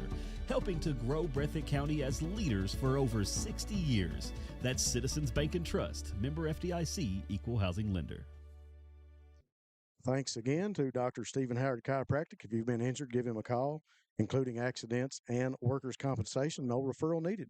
Hutch Automotive and Tire Works, your home on Highway 15 for CarQuest Auto Parts. And Jiffy Mart, get in and out in a jiffy with gas, groceries, and a great meat department. And also Rose Brothers Department Stores with locations in Jackson and Beattyville. Thanks to those fine sponsors. Wyatt Spencer with another kickoff. It'll go down the middle and fall around the 20 and take another big hop. And number 12 will pick it up around the 3-yard line and try to bring it out of there. He's going to be tied up over on the Bracken County side of the field up around the 18 or 19-yard line. We got some fans here. Yeah, Rob, sounds like you were reading those sponsors very quick. Of course, this is going to be a very hard game to fit some sponsors in because we have a lot of action going on very fast. And so far, it's all Bobcat. The Bobcats in control here in the first half, maybe surprising a lot of folks. I tell you what, there's a few of those plays that have been surprising to call. Defense and special teams really coming through in the second quarter for the Bobcats, making life easy on the offense. Get your block, do what you're told to do, play your responsibility offensively. And Jaden Gibson and that skill set, he's just phenomenal back there. And we saw Miles Holland do what he's got to do, too, to help the Bobcats. So Polar Bear is going to come out with 2 receivers to the left. And looks like a young man in the backfield, number 44, makes the throw, but he's tackled immediately. Ball goes incomplete, tackled by Jason Combs. Yeah. Of course, I never played DB. Of course, people who know me know I didn't never play DB. But from what I've heard from friends who have played that position, they are taught if they can't get there and swat the ball down, go ahead and tackle the guy. As soon as he hits his hand, make him drop it. And it's a very good show of that. Jason Combs. Yeah, that drill that the Bobcats teach by Jason Combs there. 2 receivers each side. Snap. Goes back to Benedict. He'll throw down the field. He's got a man back there. It's tipped, and it'll fall incomplete. But we'll get a pass interference call that time as the flags come out on the field. And that's another, again, we talk about that a lot. It's a 50-50 call whenever the DB goes up and the receiver goes up, and it's just hard to. Yeah. I think we mentioned it during Hazard. It's more attuned to like a offensive lines holding call now. Yes. It could be any play. Of course, they're going to say that Combs may have tried to chip him there. Ball was thrown a little bit behind the receiver. Very good job by the receiver to turn around, try to spot that ball. Almost good defense by Combs as he realized that. But that shoulder chip at the end is just going to draw the flag there. Very good analyst, Evan. 11 seconds left on the clock. Polar Bears trying to go to work with another Buckhorn Children and Family Services first down after the penalty. Benedict sits back, going to throw immediately. Got a man over there, and that ball goes incomplete. 5 seconds left on the clock here in the first half. Your score is 35-7. Bobcats, like we talked about, the defense and the special teams kind of giving the offense some room to breathe. Yeah. And coming out doing what they have to take care of business. All around, so far, very good by the defense. Getting some great pressure on Benedict there. And the secondary is playing very well right now, Rob. They really are. Pass coverage has been on key and on point. Everybody playing the responsibility. Trips to the right now for the Polar Bears. One receiver to the left. He'll throw short, little screen play, just out of the reach of Tarter. It'll go incomplete, and they still got 1 second on the clock. So I guess they'll have enough time to spot the ball, maybe get one more play off. Yeah, of course, the Polar Bears will start with the ball after the half and may be content with just doing a quick little run play here. And as we've seen, Tarter can get big yardage off a run play. So they may elect to do that, keep it a little conservative, or they may try to open it up with another big pass here, Rob.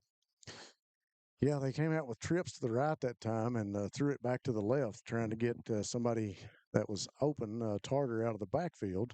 A pass just over his head will fall incomplete, so it'll be 3rd and 10 with 1 second on the clock. 2 receivers each side, and that's Tarter back there. He'll take the snap, gets past 1 tackle, still on his feet up the middle of the field, and he'll finally be tackled over in Bobcat territory up around the 47-yard line. But the Bobcats, the key in the first half of this game, offensively doing the work, 35-7.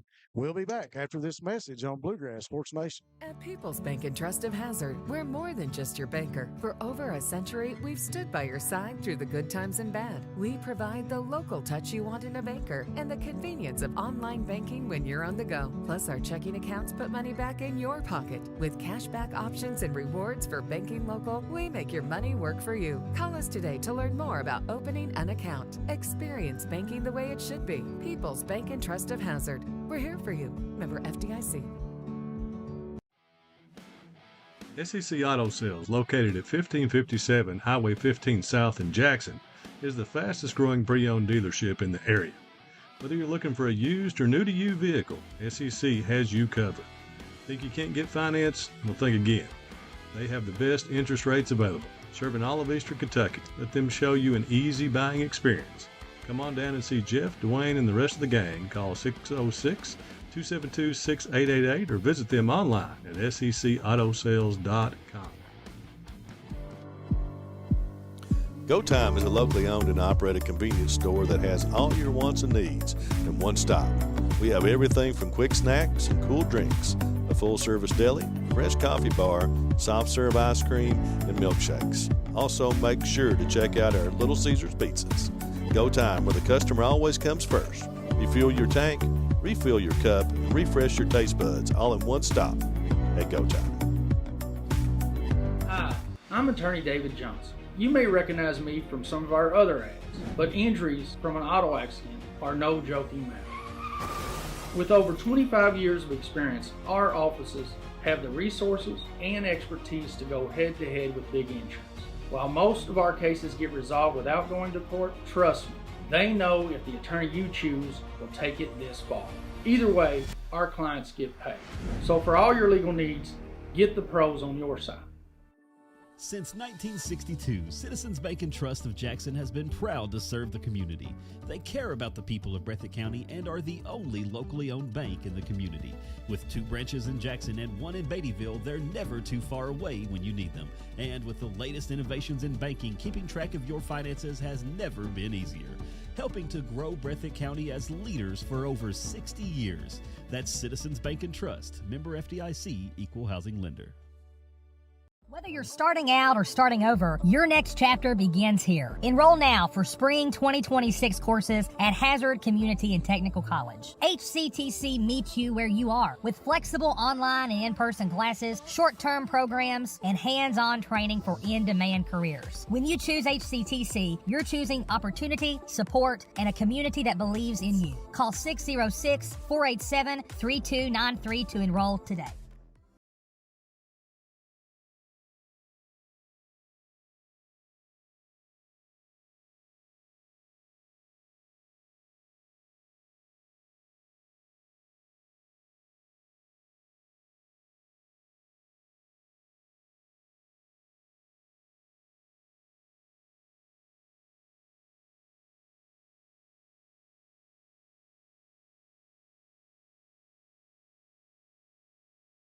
Plumbing Supply in Jackson, Kentucky is proud to serve Breathitt, Lee, Wolf, Morgan, Owsley, Perry, and Madison counties. Established in 1982 with over 40 years of service to those communities, Jackson Electric and Plumbing Supply can not only meet your electric and plumbing needs, but also heating and cooling, concrete and metal septic tanks, as well as your special orders. Call Scott and the gang today at 606-666-4052. Kentucky Mountain Health Alliance Incorporated, Little Flower Clinic, East Kentucky Chiropractic, and Quantum Healthcare. We want to be your medical home of the mountains, offering medical, dental, pediatrics, chiropractic, behavioral health, women's health, rheumatology, x-ray, lab, transportation, case management, sliding fee scale, and 340B drug pricing. Little Flower Clinic, 279 East Main Street, open Monday through Friday from 7 a.m. until 5 p.m., 487-9505, and Quantum Healthcare, open 7 days a week from 7 a.m. until 11 p.m., 436-0711, or visit our webpage, kymha.com. Variety Pizza, located at 1189 Main Street in Jackson, has been family owned and operated for over 45 years, serving the community with fresh, homemade, and handcrafted pizzas, sandwiches, salads, and more. Carry out or stay and enjoy the newly renovated dining areas with private party spaces available. Stop by and see Lee and Al or call 666-5454 for Variety Pizza. Come see us at Jackson Medical Clinic Family Healthcare in Jackson for all your medical needs. Now also offering behavioral healthcare services. The clinic is open 7 days a week and will have new extended hours of operation beginning on January 1st, 2024. Hours of operation will be from 7 a.m. to 8 p.m. Monday through Thursday, and 7 a.m. to 5 p.m. Saturday and Sunday. With a hometown atmosphere, come let our family take care of yours. County is widely known as a rock climbing and hiking destination, but is now quickly becoming known for its great restaurants and entertainment venues. Venues like Skybridge Station, where you can see live music on the weekends or go to Tuesday night trivia. Kel's Patriot Pizza, Spanx Frank's, Dixie Freeze, Beef Finca, 145 Stakeout, which has live music most weekends, The Brick, Red Point Barbecue, and Bites and Bargains. Wolf County is naturally gorgeous, and Wolf County Tourism invites you to stop in and try one of these great restaurants on your next visit. What keeps you going? Your love for the game? Your teammates? A victory? At ARH Orthopedics, our goal is to keep you pain-free so your body can keep going. There's no time for discomfort in your joints or ligaments caused by an injury. ARH Orthopedic providers specialize in treatment plans, from non-surgical and surgical options, so your care is entirely centered around you. Visit arh.org/ortho to find an orthopedic provider near you. ARH, more for Appalachia.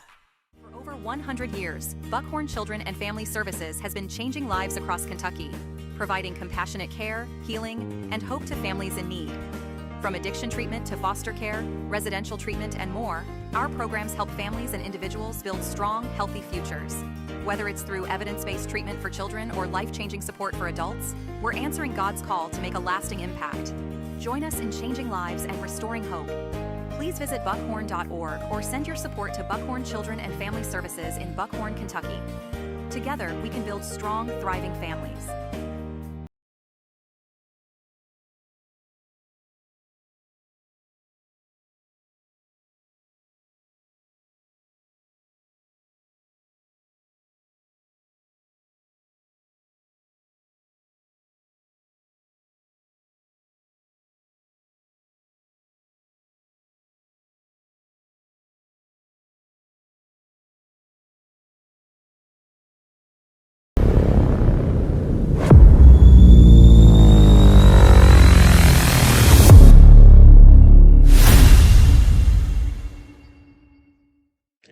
Great night of football here in the second round of the KHSAA playoffs. A great night to be a Bobcat fan, as offensively the Bobcats have came out and taken care of business. But that wouldn't have happened if we hadn't had such great play on defense and on special teams. The Bobcats just checking all the boxes. Evan Miller going forward tonight, looking great here in the first half, up 35-7. I got two quick shout-outs. I want to say a quick shout-out and hello to David Ritchie, the Bobcats' #1 fan. He keeps me in the know on what's going on. He sends me schedules. He keeps me in touch with what's going on with other teams. I appreciate David Ritchie. Also, I want to say a huge happy birthday to number 61, former center for the Bobcats, Tony Turner, as he gets another day older. Happy birthday to Tony. Important guy. He comes back and talks to our players, and just appreciate him. I want to wish him happy birthday. So, Evan, we got 6 minutes and 47 seconds left here in intermission. And what more do you say other than the Bobcats really paying homage to Family Pharmacy with 5 touchdowns here on all these scoring drives? Yeah, Rob, they've been very dominant. But you know, that first quarter, we got the first Scary first yeah, quarter. we got the first touchdown of the game. Yeah. And our offense kind of died out a little bit. Yeah. Of course, we said that Bracken County, very good team. We were discussing the defensive stats, the yards allowed, because of course KHSAA reports those, and they're based off what the team sent them. And we're like, is that right? Is that right? Yeah. Yeah, because they have only let up like a combined total of 240 some like yards rushing. 499 yards total from passing and rushing. So you're just sitting there like, could that be true? And you look at their schedule, they have blown a lot of teams out, but they've also lost to some good teams. So that could be where that comes from. So what you're looking at is the Bobcats are really taking control of a game against a defense that's been very good and only let up a lot of yards and a lot of touchdowns to good teams. Like just sitting here looking at this schedule they've played. They played Beechwood and Pikeville and Holy Cross and Covington. And all of course, Holy Cross and their Holy Cross game was a 1-point loss. But Beechwood and Pikeville have they handle those games very Both of those teams were dominant over the Polar Bears in those games. Coach Carter, a lot like Coach Moore, not shying away. And Sayer. Not shying away from any tough competition, and that's held true. They've got some great athletes. We talked about that. They got some guys that can really pack the ball and tote the load. And those guys we've seen it. They've had 3-4 different people playing quarterback. The guys come in at running back. They move out to wide receiver. So a very versatile toolbox for Coach Tarter and the Polar Bears. But I tell you what, they've just ran into a buzzsaw, so to speak. The old cliche saying, you run into that buzzsaw. And tonight, the Bobcats, like I said before, checking all the boxes early. Special teams, coverage on kickoffs, and getting down here, making stops. You made mention about McKinney, and I know that's just a hard play for a senior like that to be stuck with, the ball falling on the 11-yard line, and the Bobcats recovering it on a kickoff. But I tell you what, not just special teams, the defense for the Bobcats. We have said many times throughout the season, we have to play disciplined. We have to play our responsibility. We have to do what we are coached to do. And I tell you what, the Bobcats are really, really looking great on defense tonight against the Polar Bears. Definitely, Rob. I mean, of course, we can't track the stats live like you see in the pros and whatnot, but they've only had really one drive where the Polar Bears have been able to move the ball effectively, and that's been on their scoring drive. Of course, that first drive really never developed due to the fumble, and really the Polar Bears just haven't had many chances. They've had to punt away twice, and of course, a drive got taken away here on the 11-yard line on the kickoff. So they haven't really had opportunities, and that goes to show it's a testament to both the Bobcat defense and special teams, as you were saying, as they are taking away those opportunities. And you love to see that in the second round of the playoffs where the competition gets harder.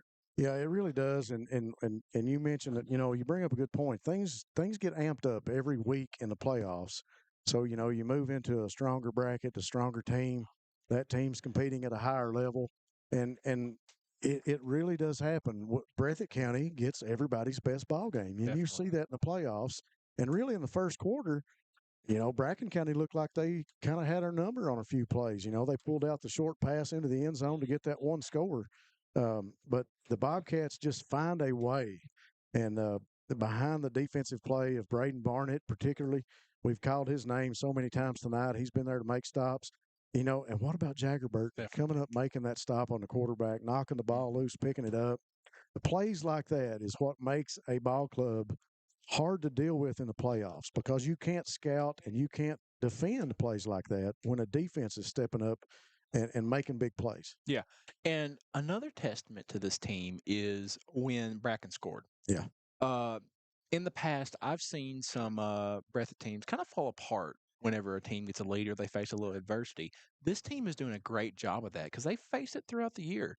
You might not think that after district play and against Russell, but going into district play after Hazard, and let me get the schedule here to make sure I'm giving correct information out. But yeah, after Hazard and going through Letcher and Montgomery County, we were a little worried about the Bobcats. Of course, going against Hazard, they had a lot of injuries, some star players out. I think that was John Carter Holland's first game being out. Yep. Alex Strong was out. He was our second leading tackler at the time. Sawyer Hall was out, and then we lost. I think we lost Eli that game after halftime. So it was just a big loss for the Bobcats because they lost a lot going into that game, and we were also looking at players who were stepping up, and that was just kind of what we've seen now. Players stepping up and doing a very good job. For example, Jagger Burton, he stepped up big.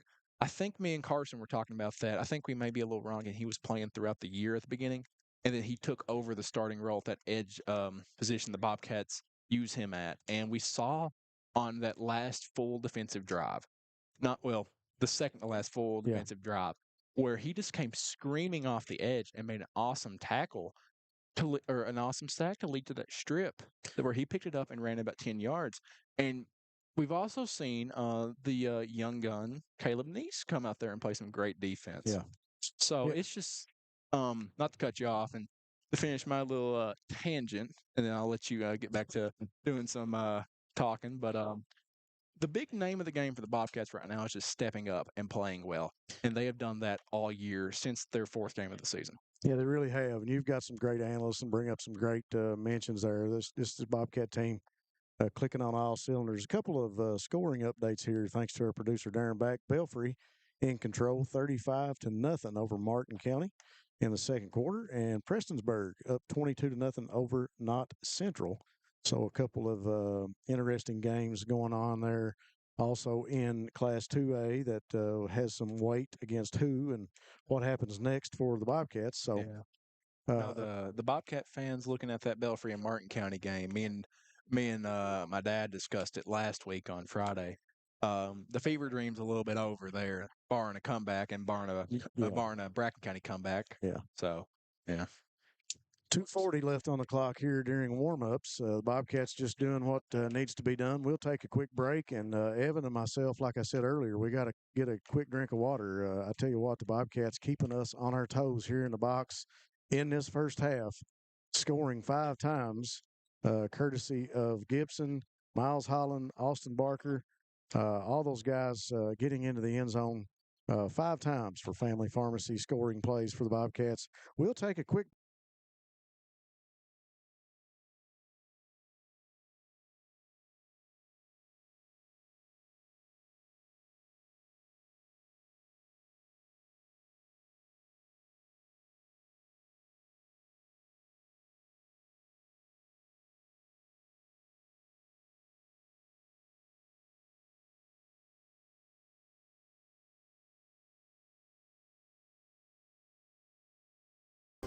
Over 100 years, Buckhorn Children and Family Services has been changing lives across Kentucky, providing compassionate care, healing, and hope to families in need. From addiction treatment to foster care, residential treatment, and more, our programs help families and individuals build strong, healthy futures. Whether it's through evidence-based treatment for children or life-changing support for adults, we're answering God's call to make a lasting impact. Join us in changing lives and restoring hope. please visit buckhorn.org or send your support to Buckhorn Children and Family Services in Buckhorn, Kentucky. Together, we can build strong, thriving families. Since 1962, Citizens Bank and Trust of Jackson has been proud to serve the community. They care about the people of Breathitt County and are the only locally owned bank in the community. With 2 branches in Jackson and 1 in Beattyville, they're never too far away when you need them. And with the latest innovations in banking, keeping track of your finances has never been easier. Helping to grow Breathitt County as leaders for over 60 years. That's Citizens Bank and Trust, member FDIC, equal housing lender.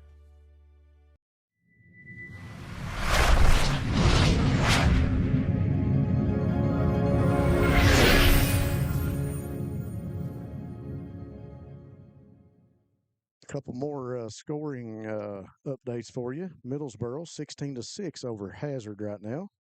Bobcats is up 21-14 over Johnson Central. So a big game for Johnson Central. I've heard a lot about that this week on social media, and Bobcats up 1 touchdown at the halftime break in that game. You look for the Eagles of Johnson Central to come out strong in the second half. We'll try to keep everybody posted on that score. The Polar Bears will get the ball to start the second half, and Wyatt Spencer has put the ball on the tee, and he's done an excellent job kicking, and the coverage team here tonight has just done an exceptional job. This one off the tee, going to fall back at the 30 and be handled by number 80, and he is going to be tackled right around the 34, maybe the 35-yard line by Kylan Combs. Yeah, very good job, or a good job by number 11, Jason Combs, on the initial hit to slow down number 80. Number 80, again, Buchanan, I believe, or Buchanan, or Bachman. Bachman. Yeah, very good job by Combs there. Of course, those bigger guys are a lot harder to slow down, so he did a terrific job hitting him a little bit lower to slow him down. Like and Kylan did a great job to clean up the tackle, not the block. 1 receiver each side for the Polar Bears. Benedict back at the quarterback. Tarter back behind him. He'll take the snap, turns, gives to Tarter. Tarter around the left side, gets past 1 man on the block and going to be tackled by Nova Gibson. Finally ran out of bounds by Barnett up around the 50-yard line. So a good carry by Tarter to open up the second half, and that'll be another Buckhorn Children and Family Services first down for the Polar Bears. Yeah, Polar Bears showing some life here early, Rob. A great run by Tarter. Of course, we talked about him pregame. If he was healthy, which he appears to be. Yeah, he does. Yeah, I think he's fine. Yeah, he did a good job keeping his balance there. Gibson's a bit of a heavier guy as well. Not calling him big or anything, but he's a hard hitter, and he can bring someone down like Tarter. So Tarter did a great job keeping his balance and picking up some more yards. Empty backfield, ball knocked loose and picked up off the ground by number 23, but that'll be an incomplete pass. The Polar Bears showing trips to the right that time, and Tarter going in motion out of the backfield to leave it empty. And the little screen pass by Benedict was knocked down, and it'll go incomplete, bring up 2nd and 10. From the 50-yard line. Was that Burton or Miller in there on there? I couldn't see. There were 3 or 4 different defenders that were trying to sky up and knock that one down. Producer man, did you see it? Nah. Polar Bears come back out and get set on offense to work from the 50. 2nd and 10 for Bracken County. Benedict turns, gives to Tarter, and he's tackled immediately by Waylon Abner.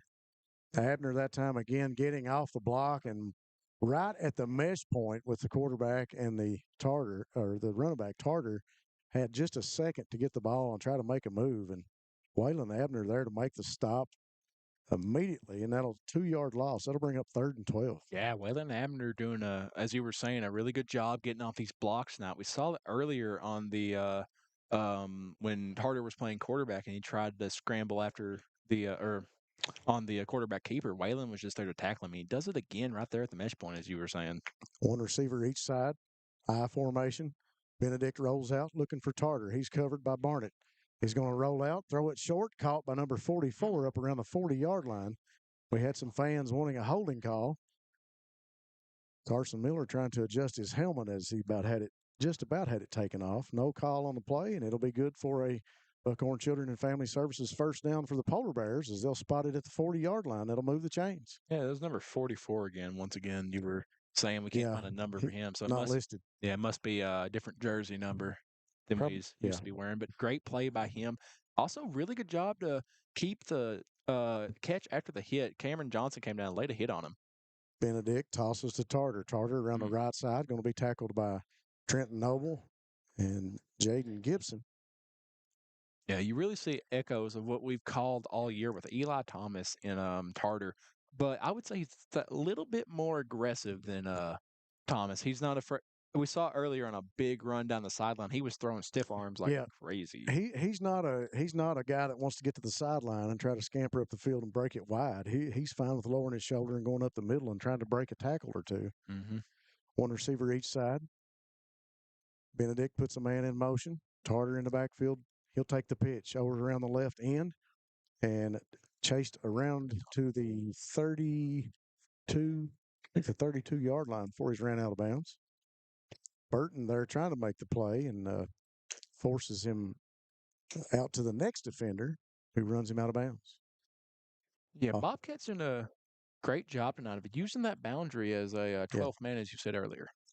All spotted on the 32-yard line now on the left hash for the Polar Bears to bring up 3rd and short for the Polar Bears. Looks like about 3 yards to go to move the chains. Bracken County comes out with one receiver each side. Benedict gives to Tarter. Tarter's got an open lane on the right side, and he is getting past one block, and he will get into the corner of the end zone on a huge scamper by Tarter. Like we said, I believe he's healthy as he makes his way into the end zone for Bracken County with 9:21 on the clock here in the 3rd quarter. Yeah, good job by Bracken as well as taking advantage of Bobcats run committing there. As we saw, the Bobcats brought a blitz there and took advantage of the outside zone where there was only 2 defensive backs there to kind of make only 2 defensive backs there to make the tackle on Tarter, which he did a great job of going off his stock block by the receiver and just scampering in for a touchdown. Nice 32-yard pickup for Tarter as he gets into the end zone. And the point after team comes on the field, the kick is up, and it looks to be good from here, and it is. The point after is good. That'll make your score 35-14. We'll be back on Bluegrass Sports Nation. What keeps you going? Your love for the game? Your teammates? A victory? At ARH Orthopedics, our goal is to keep you pain-free so your body can keep going. There's no time for discomfort in your joints or ligaments caused by an injury. ARH Orthopedic providers specialize in treatment plans, from non-surgical and surgical options, so your care is entirely centered around you. Visit arh.org/ortho to find an orthopedic provider near you. ARH, more for Appalachia.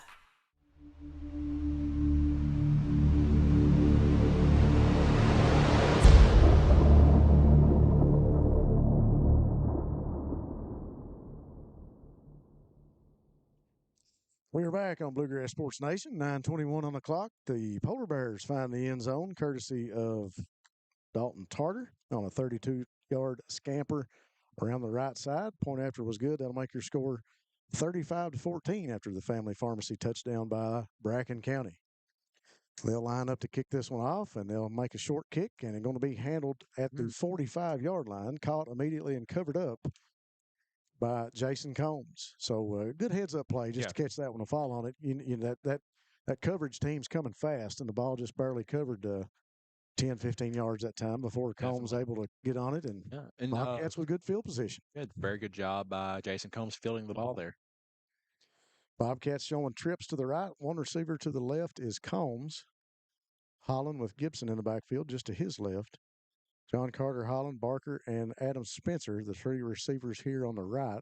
Gibson will move over to the right. Holland will sit back in the pocket, throws deep down the field. He's got Combs back there, and he makes the catch up at the 15, brought down around the 11-yard line. So a huge reception by Jason Combs, and what a ball by Miles Holland. Finds the open man down the field. The Bobcats with a huge Buckhorn Children and Family Services first down to answer the touchdown by the Polar Bears. They are deep into the red zone now. Give to Gibson, and he's tackled immediately.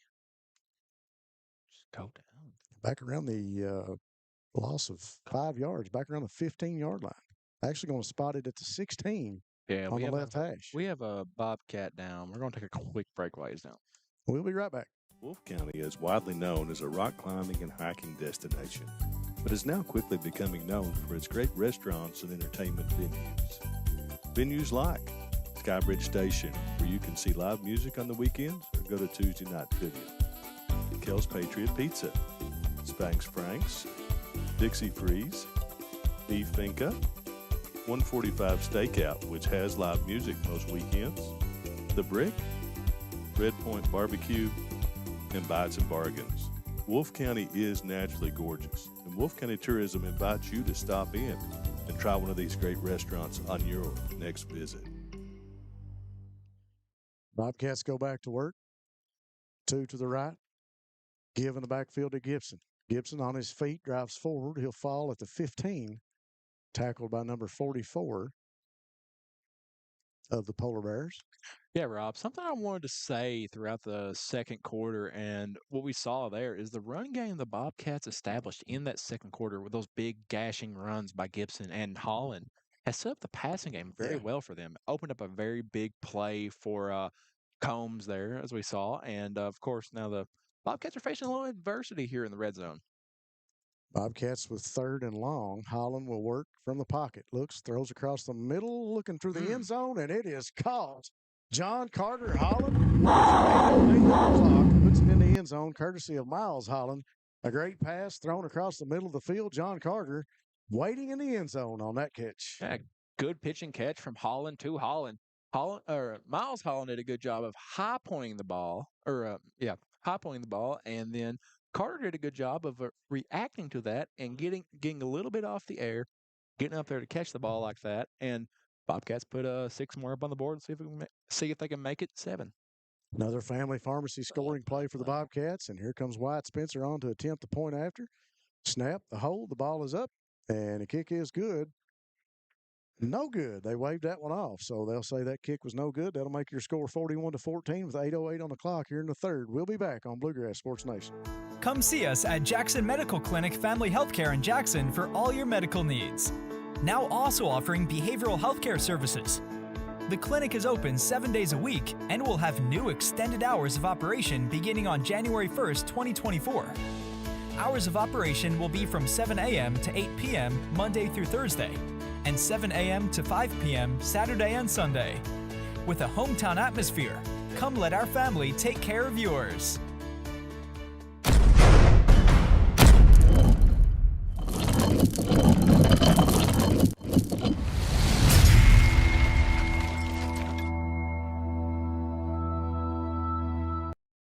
Special thanks to Appalachian Regional Healthcare. More health, more care. ARH is more for Appalachia. Citizens Bank and Trust Company of Jackson. Once again, thanks to them for sponsoring our player of the game.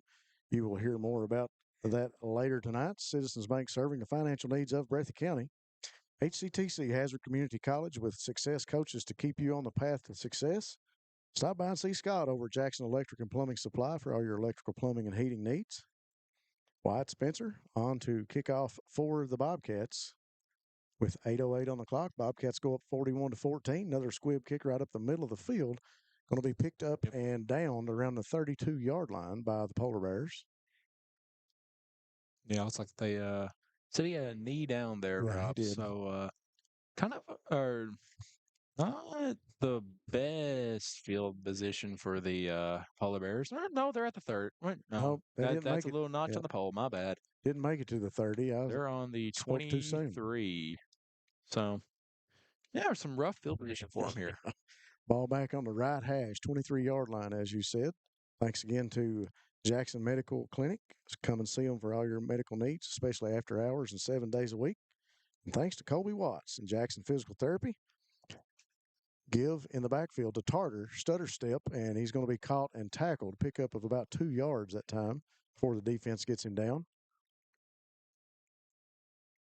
Speaking of Colby Watts keeping her players on the field, Jason Combs came off the field just a minute ago. Looked like he was just having a cramp, but he is back on the field now for the Bobcats, playing that DB position over on the left side of the field. Yeah, that's good. He's played a very good DB tonight, Rob.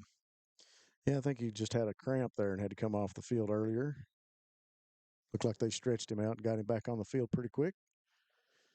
Polar Bears go back to work. Trips to the left. Short throw. Going to be a little screen throw over to number 20. And Kylan Combs there to trip him up and get him down.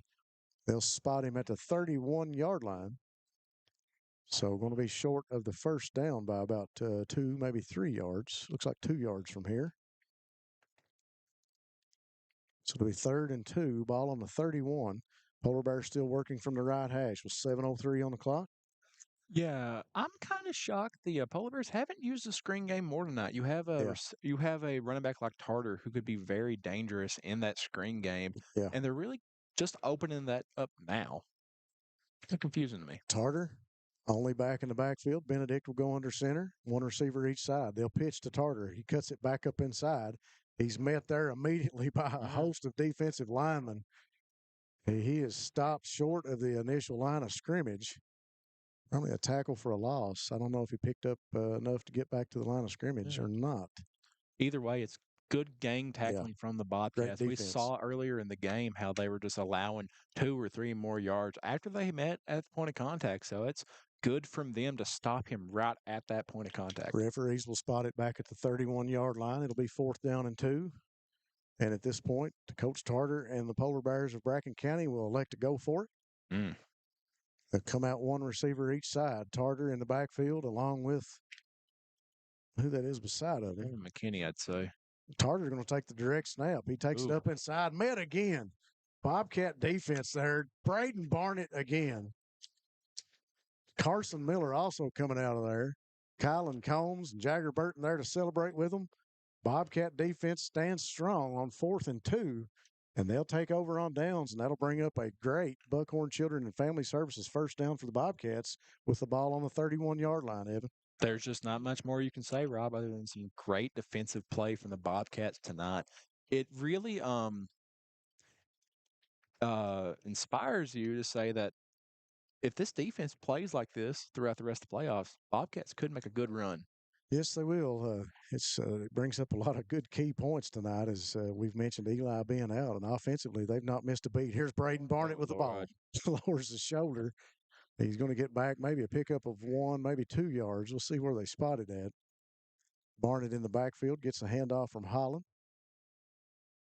They'll say he picked up 3 yards, so Barnett will get a little bit of forward progression before the tackle was made. 2 receivers each side now stacked, one behind the other. Going to bring up 2nd down and 7 for the Bobcats. Barnett still over to the right of Holland. Holland waits on the snap. He sits back in the pocket, got plenty of time. Throws across the middle of the field, intended for the end zone. Caught by John Carter. Holland in the end zone. Touchdown for the Bobcats with 5:11 on the clock. I mean, I could break down all of that, do a bunch of analysis on it, but man, the Bobcats are just scoring at will now, Rob. Like we talked about throughout our halftime coverage and now this second half. They had a stumble in the first quarter, but they have picked it up great since the second, especially in that little end period and like the little 20 seconds where they scored 2 touchdowns back to back.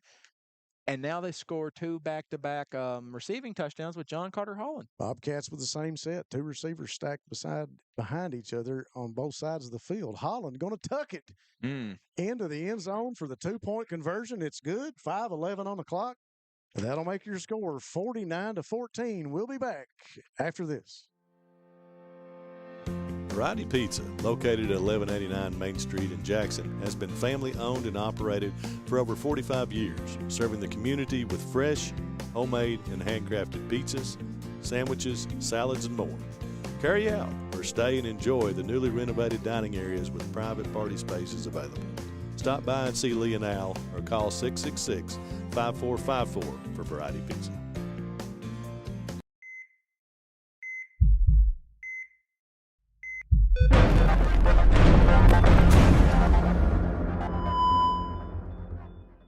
All right, folks, we are back. 5:11 on the clock here in the third quarter. Bobcats go up 49-14 with another pass from Miles Holland to John Carter, 28-yard pass, and a 2-point conversion put in by Miles Holland on the keeper. So the Bobcats continue to roll here in the third quarter. And you said it, Evan, scoring at will, just the Polar Bears with no answer defensively for the offense that the Bobcats are bringing tonight. Yeah, Rob, and it goes to show that the offense can step up with a few of its star players missing. And I was talking to you pregame, saying we were talking about how maybe Thomas not being available tonight makes us a little worried for the Bobcats' prospects against the Polar Bears. I looked at you and said I was a little nervous pregame because this team is good. Yeah. When I didn't know Thomas wasn't healthy. But once I found out he was out, didn't change my opinion at all because I know, like I said, I've played with these Yeah. guys. I know what they're capable of, so I know that they could play through a key injury like Thomas being out. A great analysis by someone that knows their mindset and knows what these guys on the field are thinking, and you bring up a good point. It's a motivation factor. You know, we want to show what we can do, you know, without maybe one of our star players, and the Bobcats just putting on a show here tonight, offensively, defensively, and on special teams. Polar Bears go into an I formation. They'll turn, give to Tarter in the backfield. He's got a blocker. He's going to get up to about the 35-yard line before he's tackled. May spotted at the 36. So after the Buckhorn Children and Family Services first down, they'll move the ball and a pickup of about, we'll say it's at the 36-yard line. So a pickup of about 3 yards. He's second down and 7. So they'll give him the 3 yards. They'll mark it at 36 on the left hash. Polar Bears come out. One receiver to the right. Now they'll move that H-back out, so 2 receivers each side of the field. Benedict sits back in the pocket, looking to throw. He's going to come out of the pocket, tucks it. And Jaden Gibson there to stand him up, and 3 other defenders coming in to make the tackle. Spencer Barnett in on the stop. Johnson, I think Burton too. Yeah. I saw Jaden Gibson hold up Benedict there, and Braden Barnett came up behind him and laid a little bit of boom there. That's got to not feel good on Benedict. Be sore in the morning after that one. Definitely. So that will bring up another Buckhorn Children's and Family Services first down for the Polar Bears, as Benedict able to pick up enough yards to move the chains. Ball spotted now at the 44-yard line. Be first and 10 for Bracken County. 1 receiver each side. Benedict will go up under center in the I formation. Tarter at the tailback. They'll turn, fake to him. He'll roll out to his right. Benedict looks to throw. Barnett there with a hit. Pass is up and caught. Wow. He'll say he made the catch before he went out of bounds. So it's complete for another Buckhorn Children and Family Services first down for Bracken County, moving the ball through the air. Good job by Benedict to take the hit and finish the pass. Also, a really good pass from him to Bachman there. Yeah. As wait. You're going to bring it back. Oh, never mind. I didn't see a flag. I didn't either. Holding. Hold. So holding on Bracken County means the play will come back, and the Polar Bears will be forced to have a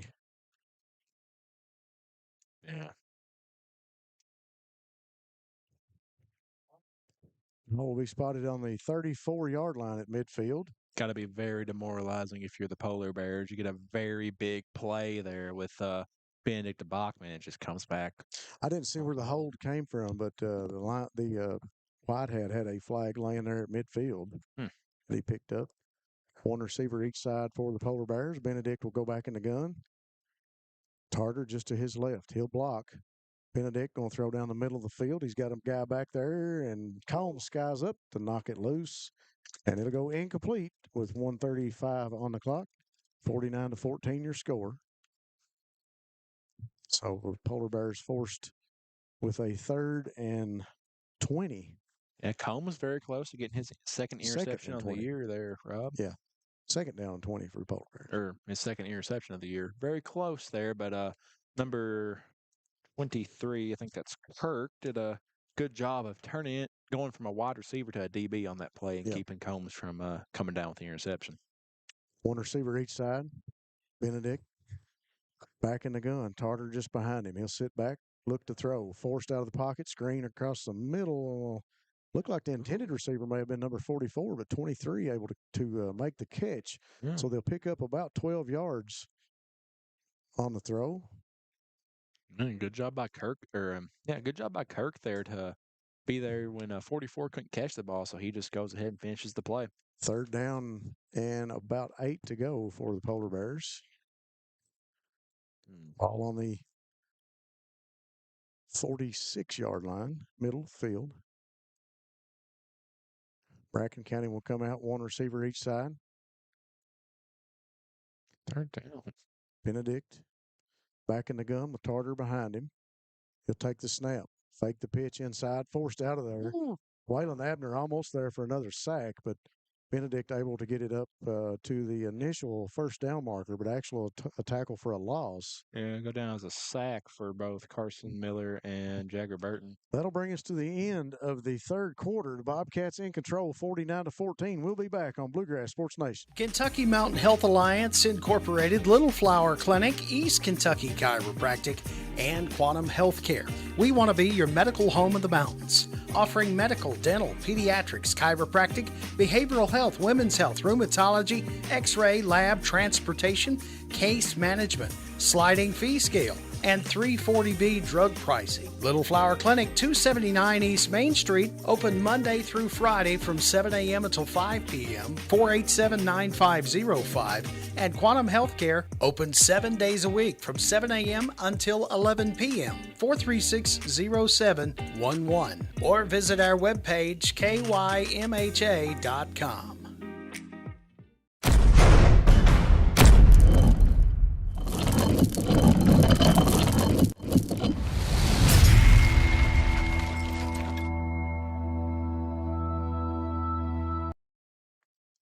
Thanks to our fine sponsors, Dr. Stephen Howard Chiropractic. If you've been injured, call Dr. Howard. He can help with accidents and workers' compensation claims. Hutch Automotive and Tire Works, your home in Jackson for CarQuest Auto Parts, located on Highway 15. Also, Rose Brothers Department Stores with locations in Jackson and Bateville. And go by and see the fine folks at Jiffy Mart. Get in and out in a jiffy with gas, groceries, and a great meat department. Thanks again to them for covering our sponsor list for all of our Breathitt ball games as the Bobcats continue on, unless barring a wild comeback here from the Mike Holcomb Athletic Complex. The Bobcats doing what they need to take care of business tonight.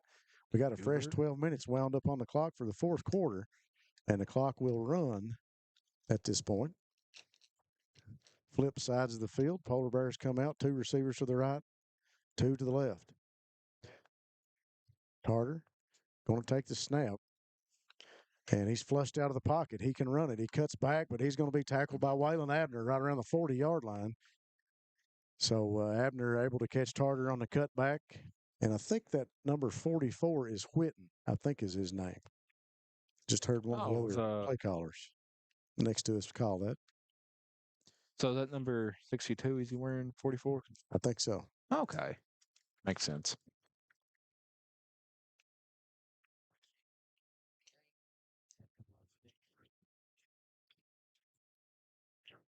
$11:23 on the clock, 49-14 your score.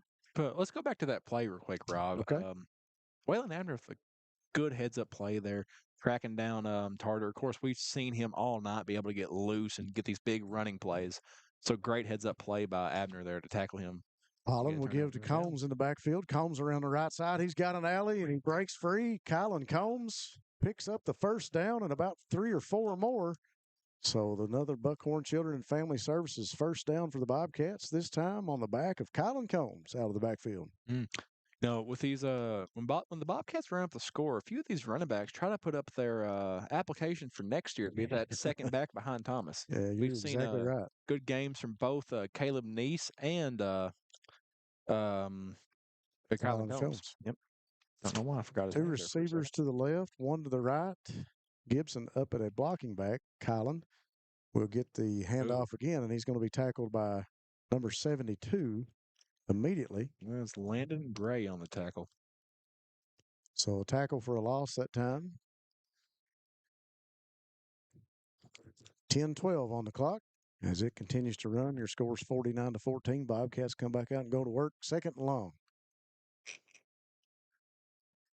2 receivers to the left. 1 to the right is Combs. So, Rob, with the Bobcats with a a very substantial lead here. Do you think they may try to open the playbook here, try out some stuff for next week, see if it works in a game situation? They may do that. We'll see. Holland going to throw and just out of reach of John Carter. It'll go incomplete. Coaching staff on this sideline trying to get a flag thrown. But no flags on the play. 9:30 on the clock as it continues to run. Bobcats in control, 49-14. And you're exactly right. We may see, especially with Combs in the backfield, you want to kind of see what they're prepared to do. Holland steps up, takes the snap, give to Combs. Combs around the left side, still on his feet, and going to be brought down around the 24, maybe the 23-yard line as he'll pick up another Buckhorn Children and Family Services first down. And Coach Kyle Moore onto the field pleading his case, trying to get a penalty flag thrown, and we'll get a timeout on the field. We'll take it with them on Bluegrass Sports Nation. We'll be back. Jackson Electric and Plumbing Supply in Jackson, Kentucky is proud to serve Breathitt, Lee, Wolf, Morgan, Owsley, Perry, and Madison counties. Established in 1982 with over 40 years of service to those communities, Jackson Electric and Plumbing Supply can not only meet your electric and plumbing needs, but also heating and cooling, concrete and metal septic tanks, as well as your special orders. Call Scott and the gang today at 606-666-4052.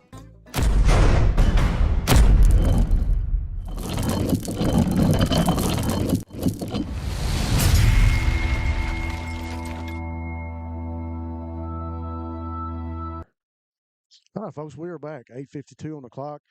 The play was not good enough for the first down. The coaching staff was on the field trying to get a late hit call from the referees. Coaching staff out pleading their case, but no flag on the play. It'll be fourth down and about 5 yards to go for the Bobcats. Offense will stay on the field for Breathitt. Miles Holland in the backfield, and he's got Jaden Gibson just to his right, two receivers to the right, two to the left. Holland steps up, waits on the snap.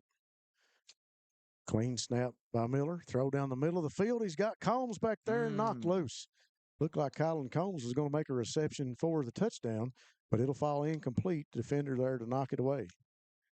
Yeah, very close to a big play for the Bobcats there, but looks like he'll end up as a turnover on downs for them. Yeah, we really didn't see any new tricks for the Bobcats there, but that's probably for the best as they go into a tough week next week. As there's no more barring a crazy comeback. Traveling to Pond Creek is never easy. Definitely. And the Bobcats will take on the Pirates. As we mentioned in the pre-games, mentioning Belfry as the team one of these two teams will face. Yeah. It's going to be tough sledding for them. It really will be. Especially not to cut you off again, but especially Breathitt because this senior group has a history with Belfry, and a long history. Yeah, and in recent years, Belfry has, as in the past 2 years where we've played them, Belfry's kind of dominated that series. But not the kind that they have. Polar Bears on first down with a little trick play. Trickery. Tarter hands it off to 12. Number 12 going to be tackled by Jagger Burton. So Burton staying at home, playing defense as well as you can play it on the trick play. Little handoff and then a reverse with 7:25 on the clock. Goes nowhere for the Polar Bears. Tackle for a loss will bring up second and about, looks like 16. Yeah, I mean, Jagger Burton, we've talked about him all year. He has great eyes, and he is able to decipher those trick plays, those quick screens like that. And he's just going to develop and get better, Rob. He sure is, and he's done a great job on defense this year. And young man, every time he gets the chance, he's there to make a big play. Polar Bears of Bracken County faced with a 2nd and 15 now. 6:53 on the clock. Bracken County will come out of the huddle. Looks like Tarter is going to go wide as a wide receiver. Benedict in the backfield with Whitten beside of him. Benedict takes the snap. He's going to throw long. Goes down the field, and it's going to go out of bounds. Catch is made, but he's out of bounds. So it's incomplete. The ball looked like when it left his hand, it was had a right-handed turn immediately. It was headed out of bounds early, so receiver there to make the catch, but he is out of bounds. And also, good job by number 7, Cameron Johnson, forcing the defender out to the receiver out to the sideline. Of course, you can't push the receiver out there, but you can if you force him out there through your coverage. Right, exactly. 6 minutes left on the clock. 49-14 still your score. Bracken County in the huddle.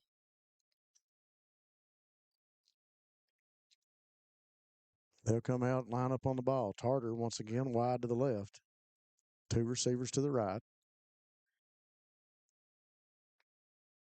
Benedict back under center in the I formation. Ball comes loose. It's loose, and Benedict picks it up, but he's going to be whistled right there at the line of scrimmage. Yeah, it just looks like a mishandling of the snap there. Yeah, the quarterback didn't get the snap. Came loose as soon as the ball came from the center's hands. Benedict doing a good job to recover it and keep it in Polar Bears' possession, but Bracken County on 4th and 15 will elect to punt. Back deep for the Bobcats is number 0, Adam Spencer. Yep, Spencer has proven himself to be a dangerous return man, Rob. He does not have return yards here. That sucks. Nice kick is going to fall at the 50 and take a nice bounce, and Adam Spencer is going to stay away from it. And the Polar Bears will down it around the 36, 37-yard line. There's a flag. Yeah, we got a flag coming from the Breathitt sideline. The line judge pointing at one of the Bobcats, so explaining what he witnessed to the white hat. Yep, holding against the Bobcats. Interesting. So they'll make the spot, and they'll walk it back from there. See where the ball ends up at to have field position for the Bobcats, and they'll take over with a Buckhorn Children and Family Services first down. White Hat's still walking back, waiting on the spot of the ball. Looks like it's going to be around the 27-yard line. Ball sitting on the right hash. Holland and company back onto the field for the offense of Breathitt County. Burton, wide receiver to the left. Combs, wide receiver to the right for the Bobcats. Heavy says the offense has an extra offensive lineman out there. And Adam Spencer will move in as the second receiver on the left side, Holland. And we get a flag. Too many men. I thought it might have been a delay of game call, but Spencer comes on and lines up. They're going to say too many men. Miles Holland's out there counting them.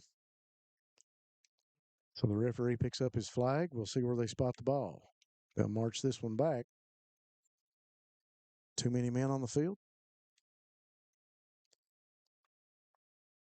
Ball going to be sitting on the 22-yard line now on the right hash. So it'll be first and about 15 for the Bobcats. Okay. Same set. One receiver each side. Combs to the right, Burton to the left. Combs in the backfield. He'll take the handoff from Holland. Comes around the left side, gets past the block, stutter step, and he's tackled at the 20. So Kylan on another carry for the Bobcats. 2 minutes and 30 seconds left in this one. I guess that could be one of those new wrinkles we were asking for. I don't think we've seen a set like this, a spread with an extra offensive lineman. 2 receivers now to the left for the Bobcats. Still got that. Looks like Caleb Neese going to come into the backfield for Kylan Combs as he'll set up shop just to the right of Miles Holland. Gibson in at a H-back. Holland takes the snap. Give to Neese in the backfield. He's got an alley up the middle. He'll drive forward up to about the 27-yard line. Yeah, this looks like he'll put him back at the original line of scrimmage there, Rob. Yep. I think the Bobcats are just content with maybe trying to run out the clock. Yeah, run another run play here and punt it away or turn it over. I think by the time they finish up. 3rd and 9 for the Bobcats. 2 receivers to the left. Content with taking their time here. Neese, the running back over to the right. Another offensive lineman. Receiver comes off and the blocker comes in. Gibson as the H-back, just to the left of Holland. Give to Neese. Neese trying to get away from number 73, and he can't. Going to be tackled at the 20-yard line. 1:05 on the clock. Bobcats will have to get another play off with under a minute to go here now. We were talking about wrinkles, and 7 offensive linemen's a wrinkle. Be 4th and 14 for the Bobcats after the tackle for a loss. I'm just baffled by this set. I've never seen anything like it. It's a heavy set. Bobcats with 4 offensive linemen over to the left side, just 2 to the right. Holland going to be content to let the play clock run as low as they can. Coach Moore waiting just as long as he can wait. I think that's just about going to do it for this one. And we'll get 10 seconds on the clock.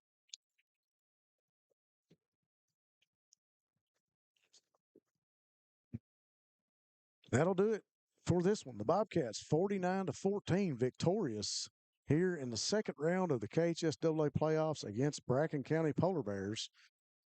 And I think we're going to move straight into our player of the game. Yeah, definitely, Rob. And I think a player who's earned it tonight is Jaden Gibson.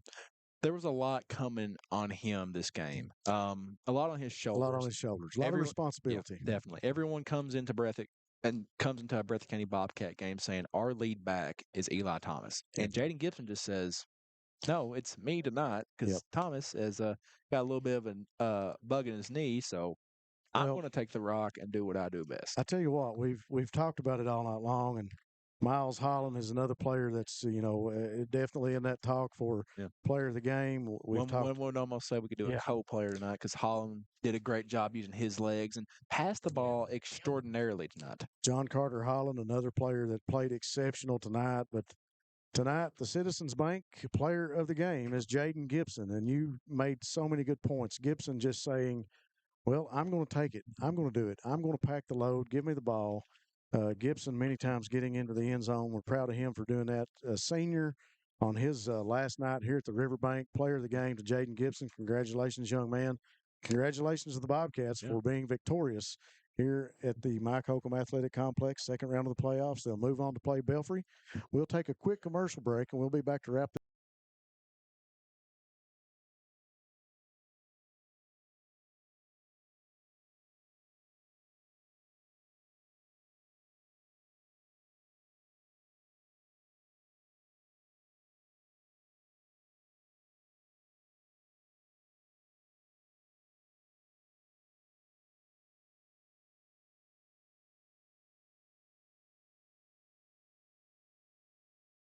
For 100 years, Buckhorn Children and Family Services has been changing lives across Kentucky, providing compassionate care, healing, and hope to families in need.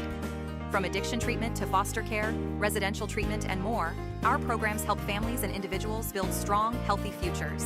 Whether it's through evidence-based treatment for children or life-changing support for adults, we're answering God's call to make a lasting impact. Join us in changing lives and restoring hope. Please visit buckhorn.org or send your support to Buckhorn Children and Family Services in Buckhorn, Kentucky. Together, we can build strong, thriving families. Since 1962, Citizens Bank and Trust of Jackson has been proud to serve the community. They care about the people of Breathitt County and are the only locally owned bank in the community. With 2 branches in Jackson and 1 in Beattyville, they're never too far away when you need them. And with the latest innovations in banking, keeping track of your finances has never been easier. Helping to grow Breathitt County as leaders for over 60 years. That's Citizens Bank and Trust, member FDIC, equal housing lender. Folks, we'll wrap this one up from Jackson. The Bobcats victorious 49-14 over the Bracken County Polar Bears. Jaden Gibson, your player of the game here for the Bobcats, getting into the end zone at will offensively. Just a night to shine if you're a Bobcat fan. They're doing everything correctly on all sides of the ball. I want to say special thanks to all of our team here on Bluegrass Sports Nation. It's been a great year here from the Riverbank, but we'll be on the road after this one. So we'll be bringing you the next game from Belfry. We don't know if it's going to be live video or not yet. Probably just audio at this point, that as far as we know. But we will travel to Pond Creek next week. Special thanks to all of our team. Tony Hounshell and Matt Hudson both working the camera for us here tonight. Special thanks to Darren Back, our executive producer.